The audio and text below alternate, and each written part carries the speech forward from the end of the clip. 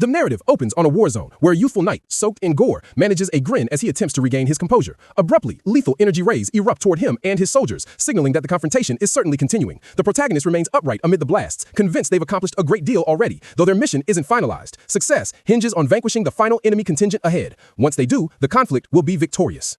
Tragically, the moment he internalizes this conviction, a strong crimson burst of power strikes directly through his body. This destructive laser penetrates him before he can register the impact. As his bloodshot gaze slowly drifts downward, he perceives a massive void right in the center of his torso. He gazes, astonished, at the gigantic cavity in his breast as it swiftly incinerates, causing him to instantly collapse onto his knees. In that very second, he finally comprehends the event, and the grave truth overwhelms him. This injury is terminal, offering absolutely no chance of survival. Thus, the champion succumbs, collapsing entirely forward and yields to oblivion, just like his companions, whose bodies are now strained across the scene of combat. In his final moments, he lies submerged in a vast pool of his own blood and realizes that his life will conclude without achieving anything. Simply dwelling on this thought exhausts him even further. Since no action remains available, he simply stays motionless, permitting his existence to replay before his eyes. So, what sequence of misfortunes led this promising young fighter to face such a miserable outcome? The whole ordeal initially commenced when an unidentified menace suddenly materialized in their realm and decimated an entire continent. The entity responsible for this disaster became universally known as the Liquidator, the chief adversary of humanity. This otherworldly harbinger of doom embarked on a destructive rampage, necessitating the formation of an elite cohort of defenders to safeguard mankind. This squad of exceptional individuals featured a man identified as Brian Miller, who endured a colossal meteorite impact without a scratch and was afterward recognized as the world-protecting shield. The second member of this team of guardians was a remarkable sage rumored to possess capabilities equivalent to a whole army division, and she was titled Bella Albright, the Great Sage. The assembly also included Jacob Bloomfield, the divine archer, a marksman who felled a high-level dragon with just a single projectile.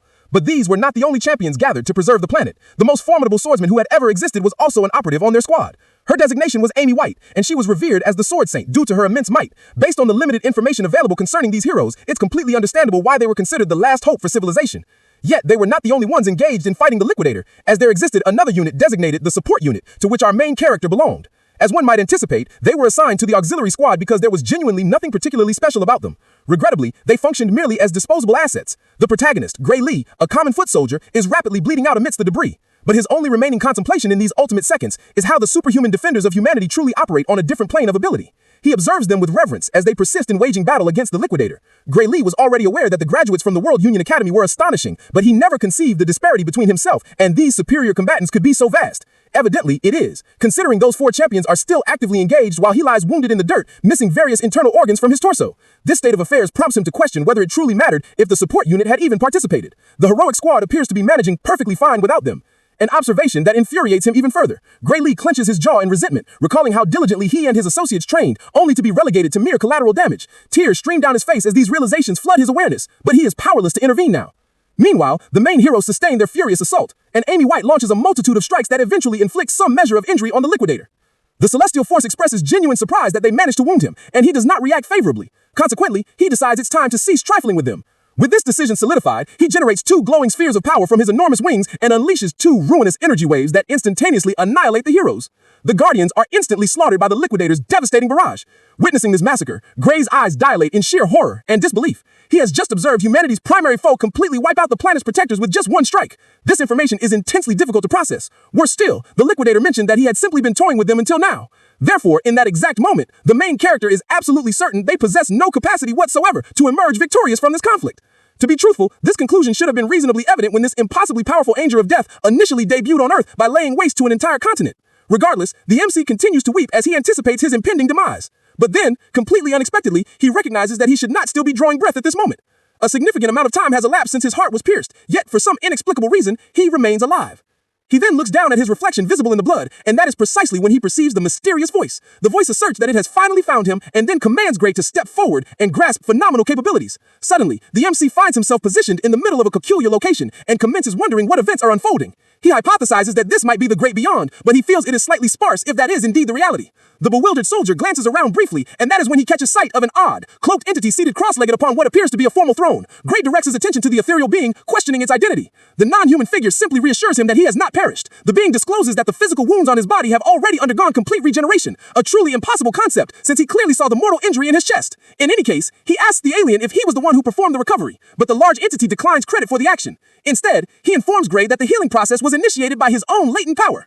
Undoubtedly, none of this makes any logical sense to the ordinary foot soldier. And tragically, this celestial entity can't properly explain it for him either. Apparently, this alien is similarly incapable of thoroughly analyzing Gray Lee's true inherent strength. But what he can confidently confirm to the MC is that his power substantially exceeds what the Liquidator wields. But this potential only manifests if he can swiftly realize it before the Liquidator conquers the planet. Ones succeed in controlling it correctly. At this juncture, I would start checking for hidden recording devices if I were in his position, since this sounds like an elaborate practical joke. But I am not the protagonist, so returning to the narrative, Gray asks the concealed being if this implies they now have a viable chance of securing victory in this war. Regrettably, the alien concedes that he does not know the response to that inquiry, and that he would not hold undue expectations either. Nevertheless, he also firmly believes that they must collaborate to dispose of the Liquidator. As soon as he utters this statement, Gray is afforded no opportunity to process the words before the dark alien punches another aperture directly through him.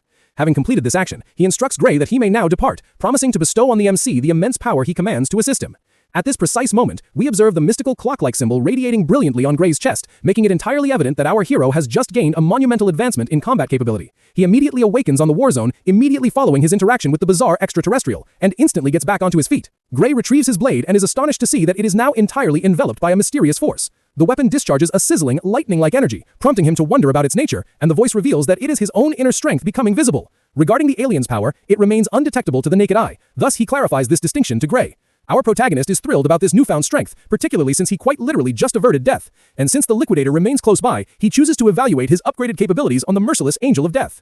The malevolent alien suddenly perceives an object approaching him, and by the time he manages to pivot, Gray is already engaging him. Our hero assaults him with a savage downward cut of his intimidating blade, and the Liquidator appears visibly appalled by his presence. The wicked extraterrestrial cannot comprehend what is occurring, because he was certain no powerful opponent remained. He can discern the sheer might dwelling within our hero, thereby understanding Gray's dangerous nature. This assessment is confirmed when the hero lands a blow that inflicts genuine injury, significantly bolstering his self-assurance.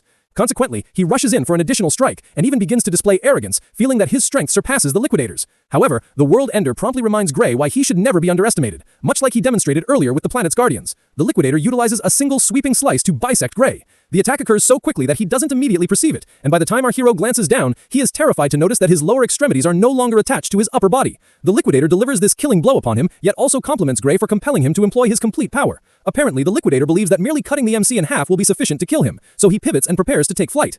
But then in an astounding reversal, the identical power that earlier encompassed the blade streams outward and expands, covering Gray's entire physical form and enabling him to regenerate in a fraction of a second. Following this, the sword expands impossibly until it achieves such enormous dimensions that even the Liquidator is left confused. The malicious alien already recognizes that Gray is about to land a crushing strike, so he hurriedly generates a defensive barrier to protect himself, as he is no longer even certain this adversary is truly human. Our hero merges with the energy, like a host creature and a symbiote, and with a murderous brilliance radiating in his gaze, he executes a terrifying chop at the Liquidator. The alien successfully repels this assault using his force shield, but it doesn't take long for Gray to overpower him and disintegrate the barrier with an astonishing energy beam. The projectile sends the Liquidator flying across the terrain, and although he shows no outward expression, one can infer that he is beginning to feel genuine apprehension toward our hero. And so, with the engagement taking a dramatic pivot, Gray Lee unleashes yet another forceful blow, admitting that he too is unsure if he is still human.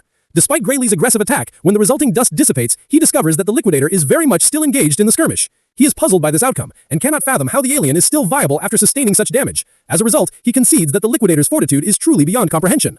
Now the two titans stand directly opposite one another, and humanity's chief adversary is still striving to stabilize his breathing. Certainly, he remains active in the fight, but after witnessing Gray's power, he is unsure how to launch a follow-up assault. Conversely, our nation's newest champion feels absolutely confident that he can achieve victory. Therefore, he glares into the Liquidator's alien eyes and vows to annihilate him repeatedly until he is truly deceased.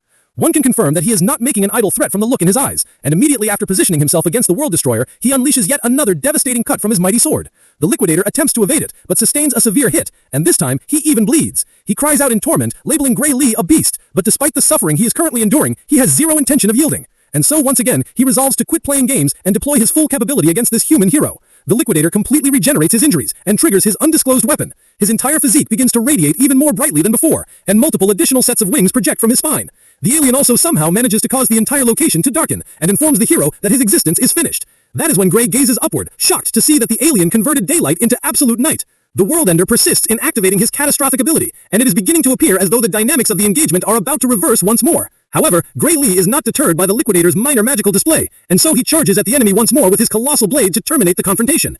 Surprisingly, this time around, he is unable to penetrate the alien's defensive screen, despite channeling a tremendous volume of energy into his sword. His offensive maneuver simply rebounds off the ethereal barrier, leaving him slightly taken aback for a moment. He is still struggling to understand the situation when the Liquidator provides a verbal explanation. The World Ender tells him that all his attacks are useless, because within this unique dimension of true dusk, nothing possesses the ability to inflict harm upon him. At this juncture, the Liquidator feels completely unconquerable. He casually advises our hero to cease his futile resistance and simply look up at the celestial bodies. Hearing this command, our protagonist stares at the sky in horror, and his eyes continue to widen uncontrollably as he fixes his gaze at the brilliant illumination above. Horrified, because he knows that the intense illumination is not merely a spectacle. In fact, the potent ray of destruction shoots down directly onto him, and an immense explosion follows immediately after the initial blast. The debris and smoke gradually clear, revealing a gigantic impact site in the Earth. The crater is so vast one might assume an asteroid had collided there. Witnessing this, the alien is convinced that the human combatant will be unable to resurrect himself this time because he has most certainly been instantly reduced to fine powder. That was his initial assumption, yet he rapidly realized the severity of his error. Suddenly, concentrated electrical discharges start to materialize just beyond the crater's edge. The raw energy quickly intensifies, leaving the Liquidator completely perplexed yet again. He stares intently at the swirling mass of energy as it grows in size, and then a peculiar protective barrier resembling a clock face appears directly in front of the alien. Upon seeing this manifestation, the Liquidator instantly identifies its origin, and then the identical voice that previously communicated with Gray speaks up. The voice expresses awe at the enormous quantity of power that the Liquidator has accumulated and posits that it should be adequate to send him into the past. At this precise juncture, a tremendous wave of terror washes over the foreign invader, because this particular voice belongs to the entity known as Chronos. The Liquidator refuses to accept the truth, and that is when the dark celestial being summons Gray Lee. He calls upon the warrior who wields phenomenal might and chooses to utilize the entirety of his own power to catapult our hero back into a previous era. Naturally, the Liquidator is enraged upon hearing this, because he knows that this action is all part of Chronos' grand strategy to achieve his destruction. He verbally abuses the Dark Alien for protecting Gray, but of course his outburst achieves nothing substantial. Chronos then fulfills his solemn commitment by reversing the passage of time, declaring that this is the full extent of what he can do for the human champion. By sending Gray back to the past, Chronos essentially entrusts the safety of the human domain into his hands. Everything subsequently fades, and after the scene transitions to pure white, our champion suddenly awakens in the middle of a grassy expanse. As soon as he opens his eyes, he surveys his surroundings, questioning his whereabouts. That is when he notices a small settlement situated further down the mountain slope in the distance, and he is stunned even more because it just so happens to be his hometown, Renato Village. Gray is exceptionally bewildered by the sight, since it defies all logic. The last time he knew, his village had been utterly destroyed for the past 15 years, so he understands that its presence here is impossible. But then again, amidst his confusion, he distinctly recalls the statement Chronos made to him on the battlefield. He remembers that the black alien god promised to displace him backward through time. Therefore, after connecting all the scattered pieces of information, Gray recognizes that he is actually situated in the past. His thoughts are abruptly broken when he perceives a sharp, sudden pain in his hand. He examines his wrapped forearm and instantly recalls suffering this specific trauma. The injury resulted from a previous incident when he was being singled out by someone named Belder and several other youthful tormentors. Gray begins to shake with fear at the memory of those aggressive bullies. He remembers how thoroughly they assaulted him, and he is completely unprepared to endure that experience again. Unfortunately, he also recalls their substantial strength, making him afraid that he will be incapable of overcoming them. Our hero has been so mentally damaged by his aggressors that merely thinking about them triggers a panic episode. He closes his eyes and eventually manages to settle his nerves. From all appearances, it seems he never actually departed the village. Consequently, he concludes that defeating the Liquidator was most likely just a vivid dream. With this perspective in mind, he accepts his current destiny and proceeds to return to the village. He prefers not to sustain injuries from the bullies, so he decides to formulate a proper strategy for dealing with them once he feels more capable. Regrettably, on the path leading back towards his home, he crossed paths with them in the forested trail. He can't believe the extent of his unfortunate luck, so he simply stares at them with a vacant look on his face. We are finally introduced to the ringleader of the group, Belder. He asserts that they have genuinely been searching for our hero and complains about the significant trouble Gray caused them simply by being difficult to locate. At this moment, the MC is probably wishing he could simply vanish or instantly transport somewhere else, but sadly that is not an option. Belder abruptly tosses a practice sword near his feet and commands Gray to pick it up. Our hero is still in a state of confusion, attempting to discern the true nature of the events unfolding. Therefore, Belder warns him not to act intelligent, and so he plainly informs the MC that he wants to engage in a practice duel, but Gray still makes no move to pick up the sword. Instead, he politely declines the invitation to fight, explaining that his trauma has not yet fully mended. Then he thanks the bullies for their proposition and tells them he will not join their sparring until his wounds are completely healed. Unsurprisingly, these rowdy individuals are not the type to accept a refusal. Belder insists that they proceed with the mock battle, assuring him that it's safe since the sword edge is not sharp. They begin moving closer to him like a predatory pack surrounding vulnerable quarry, but Gray steadfastly refuses to take the sword. He insists that a blade is still a substantial piece of metal, regardless of its lack of sharpness, and that it can still be extremely dangerous, but Belder finally exhausts his patience. The bully becomes irritated and instructs Gray to be silent, asserting that he has no right to deny his request. He makes this abundantly clear to our hero, and then informs him that he's welcome to fight completely unarmed if he dislikes using swords. Before Gray can even mentally process this declaration, Belder charges at him with his weapon, and this action genuinely shocks him because the aggressor has no hesitation in attacking him when he's without a defense. What exactly happened to this supposedly being a practice duel? It's perfectly obvious now that there is no possibility of retreat from this encounter. Therefore, Gray decides to truly engage his mind in the situation. Before his displacement back in time, a former military physician provided him with a crucial piece of advice. It turns out that the actual reason for his lack of development in his swordsmanship skill was attributed to an old injury he sustained during his childhood. Reflecting upon it now, the MC realizes that this moment might actually be where his unsuccessful existence first commenced. Belder hurtles towards him like a speeding locomotive, and just as he's about to deliver the strike, our hero somehow manages to avoid the blow purely on instinct. He is even surprised that he successfully avoided the hit and starts to question if Belder's attacks were always executed this slowly. Enraged by the initial miss, Belder attempts another swing, only for Gray to effortlessly dodge it once more. After successfully avoiding being struck for the third consecutive time, our hero finally understands that Belder is not slow. The bully also begins to feel intense annoyance due to the fact that Gray seems to have no problem avoiding him. That he cannot land even a single strike, so he curses at Gray in his frustration. Unfortunately, his intense anger cannot provide him any advantage now because he simply misses yet again. And so our hero recognizes that he is the one whose speed has dramatically increased. The other bullies are astonished when they observe how exceptionally quick the individual has become all of a sudden. It is as if he is an entirely different person now. Consequently, they all watch in amazement as he thoroughly embarrasses Belder. After successfully avoiding every attack the antagonist directed at him, our hero finally chooses to pick up the discarded sword. He may no longer occupy his previous physical body, but he still retains the vivid memories of every battle he has fought. Gray bends down to grasp the sword, and Belder attempts to seize the opportunity to rush him from the rear. Unfortunately for the attacker, Gray calmly deflects him with a single, simple swing of his own weapon. He sends the bully flying backward with the impact, and he is even shocked that one casual strike was sufficient to launch his all-powerful aggressor off his feet. Right now, the antagonist is beginning to resemble a complete beginner, prompting him to think that engaging him would be quite unfair. But then again, he remembers all the torment that Belder's group subjected him to. Therefore, he decides that the gang's ringleader does not even warrant his pity.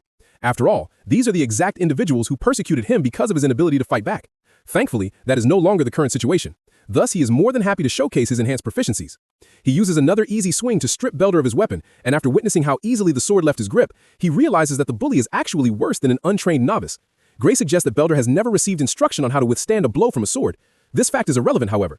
After all, these bullies were the very ones who instructed him that it is perfectly safe to assault someone with a blade, provided its cutting edge has been intentionally dulled. And so our hero executes a significant swing with the so-called blunt weapon, and it still somehow manages to slice Belder's skin open. The aggressor's eyes widen in horror as the fresh blood from his injured shoulder sprays across his own face. He is in absolute disbelief, but what is more debilitating is the severe agony he suffers, so much so that he is forced down onto his knees. Belder screams in pain while Gray Lee simply freezes in shock because he is equally astonished by the unexpected result. The weapon was supposed to be harmless, so he cannot comprehend how it still managed to cut the troublemaker.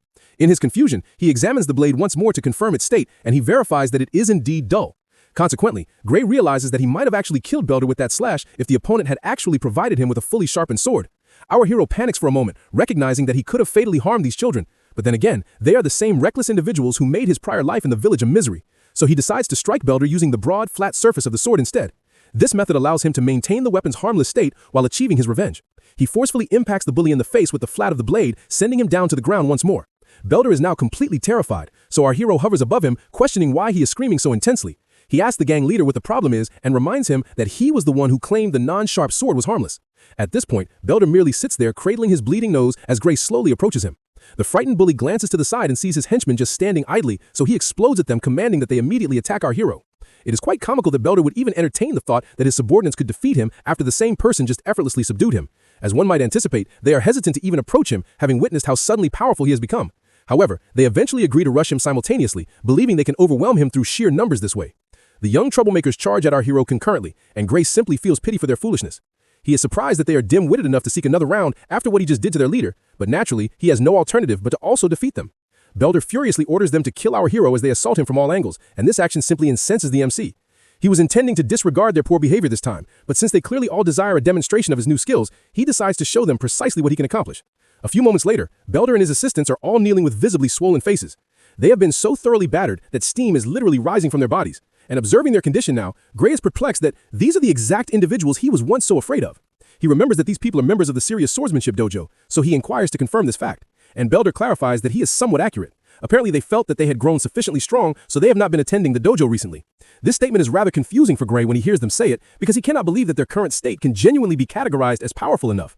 With this understanding, he assumes that he should not expect a great deal from the dojo facility itself, given the caliber of the students it produces. Nevertheless, he still believes that the location might prove beneficial to him, and so he requests that they formally introduce him to this dojo they attend. After all, he learned that entry is by recommendation only and would appreciate them extending an invitation. For some undisclosed reason, Belder is not particularly enthusiastic about escorting Gray because he would be too embarrassed to be informed his instructor that he lost a sparring match. So, since Belder objects to simply complaining, he suggests that they continue their practice fight instead. Before he can utter anything further, Belder instantly agrees to introduce Gray and begins sprinting towards the dojo, abandoning his cohorts. They eventually all return to the village, and that is when Belder finally asks Gray the actual reason he wishes to attend the dojo.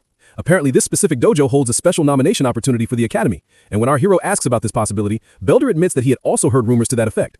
Consequently, our hero explains that this is the motivation for his desired attendance, but one of Belder's companions feels that he is already strong enough without enrollment in the academy. Regrettably, Gray recognizes that his current state will be completely inadequate to defeat the Liquidator. Even the world's most capable military lineup was unable to match the World Ender. He vividly recalls the desperate battle, specifically how the Liquidator eliminated all of the Guardians with a single energy blast. Gray remembers how he couldn't even damage the entity when the entity became serious, despite deploying the power that Chronos had mentioned. Just thinking about this past event makes him intensely anxious because he doesn't even know the precise level of strength he must attain to be capable of defeating the Liquidator. This conundrum troubles him significantly, yet simultaneously he is not entirely without direction. He remembers being able to control the dark energy, even if the moment lasted for a fraction of a second. What he focused upon in that instant was the swordsmanship technique taught to him by the Sword Saint. Gray believes that the outcome of his confrontation with the Liquidator might have been substantially different if he had dedicated more time to training under the exact same conditions as the Sword Saint. The hero realizes that this must be the precise reason why Chronos displaced him back to the past. Gray eventually manages to meet the dojo master, but not before she severely punishes Belder and the others for being thoroughly defeated after attempting to bully a civilian using the techniques she had personally imparted to them. This woman is Syria, the swordsmanship dojo instructor, and right now she is deeply dissatisfied with her pupils. Belder attempts to inform her that the event was a practice duel and not them picking on Gray, but she instantly silences him by launching him across the room with a swift strike of her weapon. The other students begin trembling at this demonstration of force, and Syria continues to criticize him for making weak excuses. After all, if assaulting an unarmed individual can be classified as a practice duel, then what she just executed upon him can be identically classified. And just like that, Syria expels Belder and his entire group from her dojo for good. Of course, they don't even try to protest because any resistance would only worsen their predicament, so they simply flee for their lives. After forcibly removing them, Syria offers her apologies to Gray for all the trouble her former students caused him, but he reassures her that there is no need to worry about the situation, and she expresses her gratitude for his willingness to overlook it. Once that topic is resolved, she moves directly to the matter at hand, asking if he desires to secure a recommendation for the academy. When he confirms this, she explains that she needs to accurately assess his abilities before she can proceed with that request.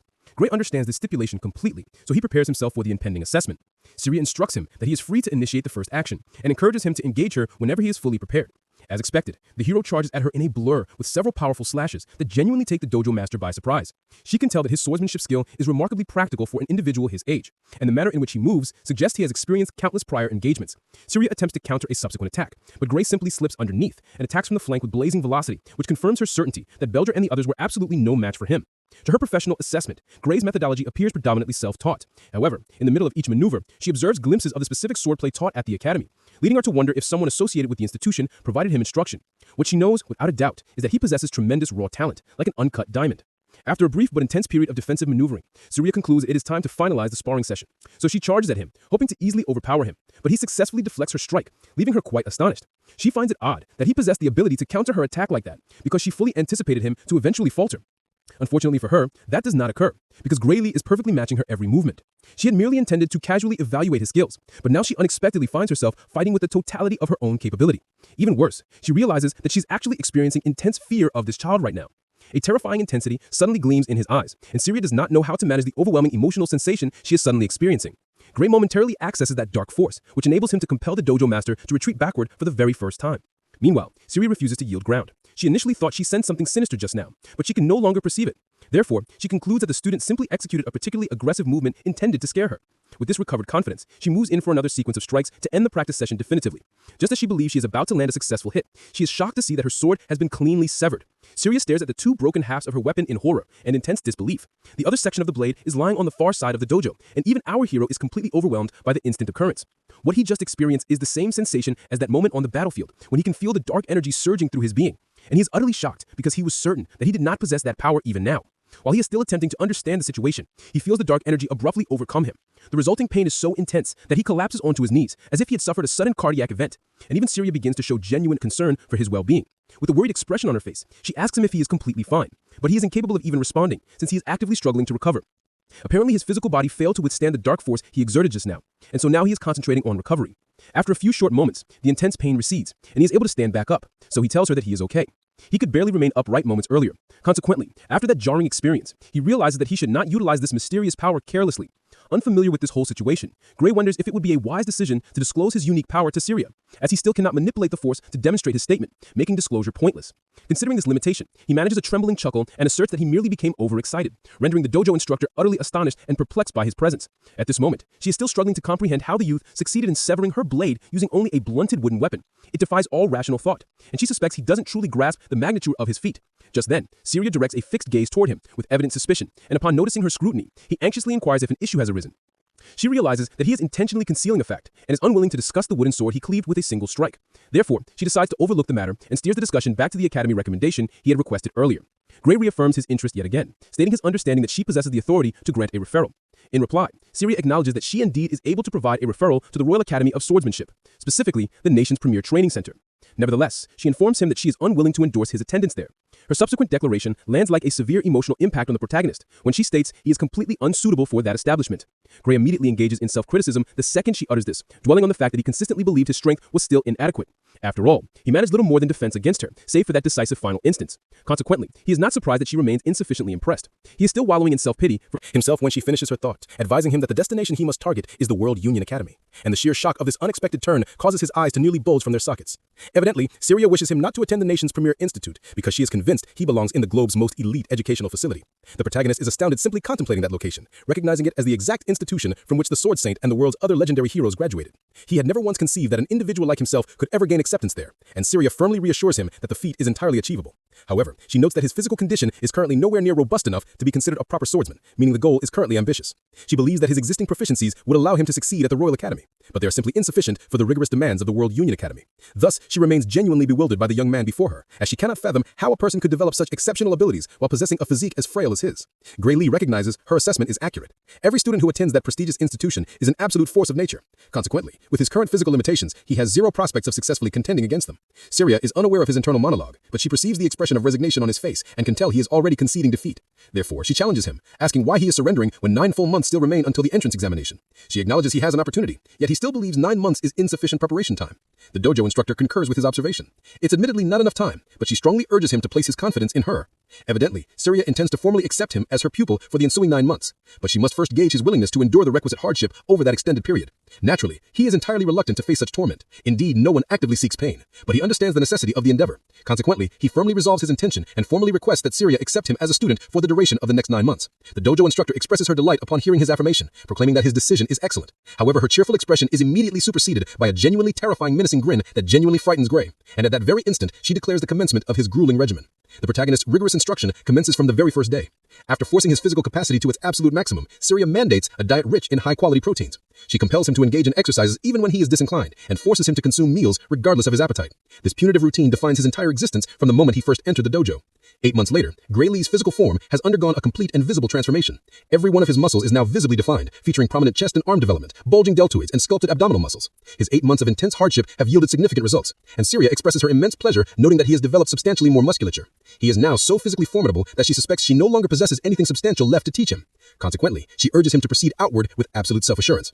Gray appreciates hearing that she is proud of his achievements and their collaborative development, yet he remains confused as to why she is dispatching him now, when a full month still remains before the exam. Therefore, she elucidates the challenge of sitting for a major test in an unfamiliar environment, asserting that it is prudent to arrive substantially ahead of schedule.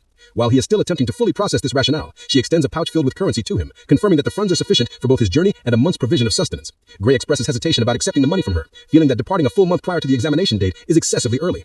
He suspects that she is abruptly attempting to expel him from the village altogether, and when he voices this concern, she simply chuckles, expressing her belief that he is overanalyzing the situation. The young man has previously overheard reports of an active ogre's nest recently discovered in the village's proximity, and he is fully aware of the almost complete absence of military protection within the settlement. At this juncture, Syria reluctantly confirms that she too is cognizant of the issue, yet she confidently reassures him that it bears no relation to their immediate plans. She attempts to persuade him of her sincerity, but he remains deeply unconvinced. The dojo instructor asserts that there is no cause for alarm, as the royal capital is expected to dispatch assistance very soon to provide them with assistance. Having delivered the statement, she encourages Gray to proceed to the examination location completely free of worry. The protagonist maintains a vacant, expressionless gaze even after she has finished speaking, as her words hold no weight for him. He possesses the undeniable certainty that no aid will ever reach this village, because he has already witnessed the future outcome. He has personally experienced the events. Gray knows that his master will tragically forfeit her life immediately preceding the village's complete annihilation. Historically, it was reported that she perished while attempting to single-handedly eradicate the ogre on her own, so he is fully aware of the inevitable sequence of events should he fail to intervene. Despite his firm intention to remain, he verbally tells her that he will depart as requested. Syria expresses her relief upon hearing this and offers a hopeful prayer for his successful completion of the test. Having successfully persuaded her student to abandon the village, Syria covertly makes her way into the woods later that very evening. Judging from the gruesome blooded skeletal fragments strewn across the ground, it is immediately apparent that this is a hazardous area inhabited by exceptionally lethal organisms. The dojo instructor has clearly ventured out to pursue the ogre's elimination. Precisely as the protagonist foresaw, the scout's reconnaissance indicates the nest is located directly here, meaning her task is merely to track the visible bloodstains on the earth to pinpoint its exact location. Just as she prepares to advance towards the area, a voice addresses her, questioning her destination. She directs her gaze upward towards a massive tree and is shocked to perceive Gray looking down at her wearing a small smile from a significantly elevated bow. She is completely speechless upon spotting him, and a knowing smirk is instantly evident upon his face because he has successfully caught her attempting her covert mission. She demands to know the reason for his presence, stating that by her reckoning, he should be well along his route towards the academy by this time. Before she can even begin to reprimand him, he gracefully descends from the tree and halts her progress immediately. Gray counters, informing her that the query should originate from him, as she had previously assured him that the ogre nest would be handled by the military forces dispatched from the royal capital. Naturally, Syria rapidly manufactures an explanation, asserting that the officials at the capital reported their inability to arrive due to a sudden localized crisis in that region. Consequently, she resolved to manage the ogre nest entirely on her own. After all, she maintains the conviction that she possesses more than sufficient capacity to resolve the precarious situation. She offers a slight, confident smirk after delivering this statement, claiming that she is already fully apprised of the nest's defenses thanks to the detailed intelligence provided by the scouts. She discloses that the nest's commanding entity is an elite ogre, and the entire lair contains approximately 40 to 50 lesser monsters in total based on the report she obtained. Reports she acquired. The dojo master acknowledges that a mere numerical advantage of that magnitude will present some difficulty, but she remains entirely certain that she can eliminate all the creatures independently. After listening to her entire assessment, the thought processes within Gray's mind immediately activate as he deeply contemplates the actual combat effectiveness of an elite ogre. By itself, the creature is not inherently formidable. However, the ogre's true military advantage is derived from its superior intellect and its capacity for leadership. Analyzing the imminent danger of being overwhelmed and encircled, the protagonist determines that it would be completely self-destructive even to attempt engaging the monsters without support. He has personally survived this identical incident previously, so he is fully aware of how the tragedy unfolds, leading him to the conviction that Syria will inevitably perish if he permits her to undertake this assignment alone. Furthermore, her death would guarantee the entire village's eventual obliteration by the same aggressive creatures. This is an outcome he absolutely refuses to tolerate, especially now that he has been granted a unique second opportunity to fundamentally alter events. The hero has witnessed that horrific tragic future with his own eyes, and the memory remains startlingly vivid in his mind, which is why, following a moment of concentrated reflection, he abruptly requests that his master allow him to join the mission. Without any hesitation, Syria adamantly shakes her head in immediate refusal, firmly maintaining that she is entirely capable of managing the situation independently. Naturally, Gray cannot risk revealing his deception and telling her he knows she faces certain death because of his knowledge of the future. Consequently, he adopts a different tactic in an attempt to sway her decision, arguing that this expedition presents his inaugural opportunity to accumulate authentic combat experience. After all, this situation is precisely what is required to thoroughly evaluate his recent training. Therefore, he repeats his plea, implying that Syria may perceive him as merely a hindrance who would only sustain injury during the deployment. Naturally, his master does not regard him as a liability in any engagement, and she is certain he is equally aware of this fact. After all, she is no longer capable of defeating him in a simple practice duel. That is the level of proficiency he has achieved. Nevertheless, she also emphasizes to him that no one can truly predict the unpredictability of an authentic confrontation, particularly when dealing with a suddenly emerging monster's nest, like the one currently confronting them. Regarding such a perilous task, the dojo master contends that it would be more sensible for him to postpone his participation until he has gained somewhat more experience in actual engagements that carry reduced risk. At this stage, Gray begins to feel significant disappointment because he genuinely believed he would successfully convince her to join him. Regrettably, she remains adamant about proceeding independently, thereby compelling him to resort to his ultimate strategy. He abruptly informs her that he has conceived a plan, which immediately piques her interest, and consequently he unexpectedly issues a challenge to engage in a duel. Evidently, his strategy necessitates incapacitating her entirely so that he can handle the ogre confrontation independently. He explicitly notifies Syria of his objective, while directing the point of his sword toward her face. The white-haired master merely grins as she attempts to mentally process the incredibly audacious declaration he has just made. She remains motionless for a short while, likely anticipating he would reconsider his impulse, but Gray firmly maintains his posture, holding the very tip of his sword mere inches from her face. At this stage, it is entirely obvious that she is incapable of persuading him to leave, and since she genuinely has no desire to fight him, she simply closes her eyes and immediately capitulates. Syria consents to his participation, but she extracts a solemn vow that he will return alive, regardless of the circumstances. Upon receiving this commitment, the protagonist finally lowers his weapon and then confirms that he is absolutely planning to survive this assignment. Therefore, he compels Syria to offer him the identical promise, earnestly begging her to not succumb inside the ogre's nest. And naturally, she is extremely certain that such a fate is impossible. Having established a mutual understanding, the master and her student proceed to track the blood trail leading directly to the ogre's nest, thereby formally initiating their pursuit. They soon reach the vicinity of a deep valley, and from a distance they observe that the surrounding topography offers virtually no path for retreat. If they enter, they risk being easily cornered and utterly annihilated. However, Syria's focus is primarily on the nature of the creatures residing within. She suggests that the minions exhibit significant overconfidence in constructing their lair in such an exposed position. Therefore, Gray promptly cautions her, noting that they too will face difficulties in escaping. He perceives a slight tendency toward overconfidence in his master's demeanor. Thus, he also emphasizes the critical fact that they are facing highly intelligent monsters rather than merely unintelligent animals. Consequently, he strongly recommends that they adopt a more prudent and cautious method for their infiltration, and Syria concedes to his wisdom. The pair take cover behind an immense boulder and silently survey the tents in the distance. After an extensive visual search, they are still unable to locate the leader anywhere. Therefore, Syria hypothesizes that the commander is likely situated within one of the tents. As she sees it, this development is favorable because it allows them to swiftly eliminate a portion of the minions, thereby decreasing the total enemy countdown before the boss emerges. Operating on this idea, she instructs Gray to focus on eradicating the adversaries on one flank while she launches her attack from the opposing side. Currently, the monsters remain completely oblivious that a coordinated assault is imminent, so they're continuing their routine activities. Syria and Gray Lee simultaneously draw their respective blades and launch themselves into rapid movement. The initial creature to be fatally wounded spots the white-haired swordmaster charging toward him, but before the beast can mount a defense, she cleanly severs his head with a solitary decisive slash. Predictably, this initial act of violence immediately alerts the remaining creatures, instantly extinguishing all their hopes of maintaining covert operations. The mass of red-eyed ogres bellows furiously at the two incoming swordsmen, but naturally they pose no challenge to the protagonist. Without even accessing his formidable dark powers, Gray effortlessly carves his way through the monsters. Resembling a ruthless executioner, he systematically dismembers the ogres using strikes executed with incredible lightning-fast velocity. His master likewise discovers it is quite simple to neutralize all the hostile creatures positioned on her flank. Consequently, after the passage of merely a few minutes, the entire nest area is littered with gruesome blood-soaked ogre remains. The two protagonists effortlessly eliminate the first wave, and Syria is genuinely astonished by the sheer quality of Gray's swordsmanship. She expresses considerable surprise at his proficiency and begins to question whether this confrontation truly represents his initial experience in a combat zone. The dojo instructor becomes so thoroughly engrossed that she almost loses focus while playfully taunting him, but the protagonist, entirely focused on the engagement, sternly advises her to maintain her vigilance, disclosing that this skirmish simply signifies the commencement of the broader conflict. Gray surveys the numerous deceased ogres scattered nearby and is overcome by a sudden sense of unease. The initial confrontation concluded far too swiftly, causing him to find the creature's weakness unusually perplexing. The situation is baffling because he is convinced that Syria could have neutralized them with the same minimal effort even without his assistance. The fact remains logically inconsistent because in the original sequence of events, she was fatally wounded inside this precise nest. At this juncture, Gray recognizes that an entity of genuine terror must be concealed inside the remaining structure. In that instant, a terrifying pair of luminous eyes focuses on him from the deep shadow. Gray's eyes widen in sheer terror, and a profound chill runs uncontrollably down his spine, and without any conscious thought, he roars a command for them to immediately vacate the area. The protagonist vehemently tells Syria that their immediate departure is mandatory, pleading with her to flee alongside him. However, the self-assured swordmaster believes he is overstating the danger. She questions him about the problem, contending that retreat is completely unnecessary, yet upon observing the absolute terror etched onto his face, she hesitates no longer and immediately turns to chase after him. They are now both sprinting out of the lair at the maximum speed their limbs permit. Nevertheless, their attempt at evasion is very quickly demonstrated to be entirely useless because in an instant, a colossal figure is seen vaulting into the air directly overhead to cut off their escape route. The immense green-skinned entity obstructs their path, landing heavily right in front of them, causing the protagonist's anxiety to escalate even further. Syria conversely becomes exceptionally enthusiastic because she believes she is finally presented with the opportunity to directly confront the elite ogre. In stark contrast to the feeble minions they effortlessly dispatched earlier, this ogre is significantly greater in size, wearing a large helmet and wielding a massive axe capable of felling trees with just one swing. Instead of feeling dread, the dojo master continuously expresses how deeply honored she feels that the leader has personally appeared before them. In an alarming reversal of expectations, this hulking formidable ogre is not actually the commanding figure, and Gray is compelled to deliver this unwelcome news to her. The truth is that the true commanding creature possesses an even greater level of might than the immense powerhouse currently obstructing their path.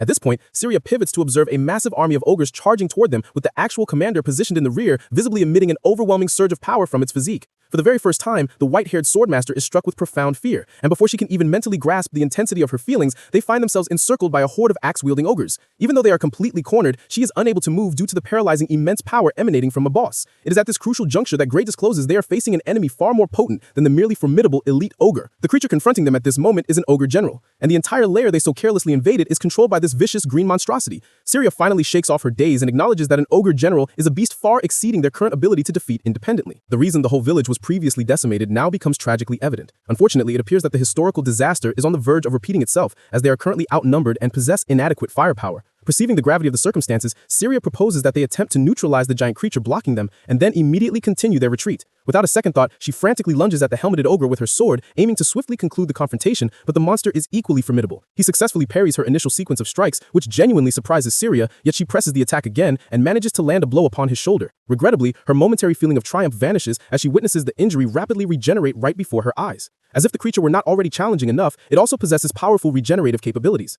Observing this, Syria determines that continuing the engagement is completely fruitless. However, that is the moment that Gray steps in to provide a rational explanation for the phenomenon. Apparently, the ogre general's commanding roar actively enhances both the physical strength and the recovery rate of its subordinates. This is the precise reason why the lesser creatures exhibit unusually heightened power levels. Syria continues to exert maximum effort merely to hold the formidable ogre at bay. Meanwhile, the protagonist is astonished that he has failed to completely subdue even one of the ogres in this ongoing second wave. He delivers blow after blow, yet the creatures simply recover without delay. Abruptly, he chooses to turn his back on the enemy towards Syria, instructing her simply to delay the hostiles for a brief period. Naturally, accomplishing this will be immensely challenging, given that she is already struggling severely against a single ogre. She expresses deep concern upon hearing his request, demanding to know his intended action. At that moment, he informs her that only one course of action remains available if they harbor any hope of escaping this confrontation alive. Having stated this prerequisite, Gray discloses his highly risky plan to directly pursue the elimination of the ogre general. The protagonist is acutely aware that the root cause of the creature's amplified strength is the commanding figure of the lair, compelling him to attack it directly. He cuts his way through the immense wave of ogres, but they repeatedly reposition themselves to attempt to encircle him, which only serves to infuriate him further. His focus remains fixed entirely on the ultimate objective, meaning for now his priority is simply eliminating the immediate adversaries blocking his advance. Tragically, this is the precise moment when he encounters an ogre who cleaves his sword with a huge axe. Gray is momentarily stunned when this occurs, spending a moment simply gazing at the shortened remnant of his weapon. It becomes instantly apparent that his blade is structurally incapable of enduring continuous confrontation with a magically enhanced ogre, a severely negative sign considering his imminent plan to confront the ogre general. He rapidly regains his composure and successfully evades a powerful blow just in time. While still airborne, he draws his backup weapon. He is fortunate to possess one, yet he is fully aware that the complete destruction of this blade is merely a matter of time. As if she were perceiving his thoughts, Syria abruptly throws her own backup sword toward him, ensuring he now has a pair of weapons. He offers his thanks as he effortlessly secures the second blade. Yet even with two swords now at his disposal, he recognizes that this firepower is still insufficient to eliminate the entire enemy force. Nevertheless, this represents his complete inventory, so he is resolved to utilize it effectively, given that his only remaining tasks are to eliminate the intervening ogres and defeat the general. Bolstered by this refreshed determination, the protagonist sprints through the massive ogres obstructing his path with the speed of a bolt of lightning. His velocity is so extreme that some creatures fail entirely to perceive his approach. Unfortunately, during his charge, he sustains several hits and even receives a slash across his face. Still, this does nothing to discourage him as he continues his determined advance through the immense host of bloodthirsty monsters. The general notices the hero rapidly closing the distance, prompting him to unleash another deafening roar to amplify his troop's strength even further. This unforeseen development completely catches the protagonist off guard, as he never conceived these ogres were capable of greater enhancement. Regrettably, they are instantaneously transformed. Appearing in an instant, the entire engagement escalates to become exponentially more challenging. He is now incapable of forcing his way forward, and at this rate, it is merely a matter of time before he and his blades are utterly destroyed. Gray comprehends that the general completely anticipated his intentions, forcing him to concede that the commander possesses an unusually high level of tactical intelligence. It is now completely obvious that the leader's superior intellect is not merely a facade. The protagonist continues to severely struggle in the intense combat, and he nearly gets crushed, but he swiftly evades the attack and successfully reestablishes footing. He successfully widens the gap between himself and the creatures, and resolves to fundamentally alter his methodology. He no longer has the necessary time, or the requisite power to successfully engage these numerous subordinates. Therefore, he attempts to bypass them entirely without actively fighting them. However, this revised strategy is instantly foiled when one of the ogres violently tackles him with the force of an NFL linebacker. The hero suddenly finds himself completely pinned down as the creature steadfastly refuses to release its hold. Furthermore, as if that were not dire enough, an even more enormous ogre approaches, wielding a colossal axe intending to cleave him in two. Thankfully, he manages to employ the ogre pinning him as a shield, thereby protecting himself from the initial strike, but he is then immediately forced to defend himself against the overwhelming magnitude of the ensuing blows. Gray utilizes his remaining sword to successfully parry the incoming attacks. Before he can formulate his next sequence of action, the creature follows up with yet another catastrophic strike that sends him airborne. On this occasion, he sustains a direct impact that leaves him violently expectorating blood, and by the time he glances toward his hand, all he sees is the fragmented remains of another broken sword. The protagonist is now reduced to his final sword, placing him in an exceptionally precarious situation. He is severely wounded and completely depleted of energy, yet he must still contend with the massive hostile force combined with the augmented general constantly replenishing their strength. Gray exerts maximum effort to regain his footing to confront the ogres now aggressively advancing toward him, but his mind's processes are accelerating even further, as he desperately needs to devise a viable strategy for survival. Drawing upon the tactical knowledge he accumulated as a common foot soldier,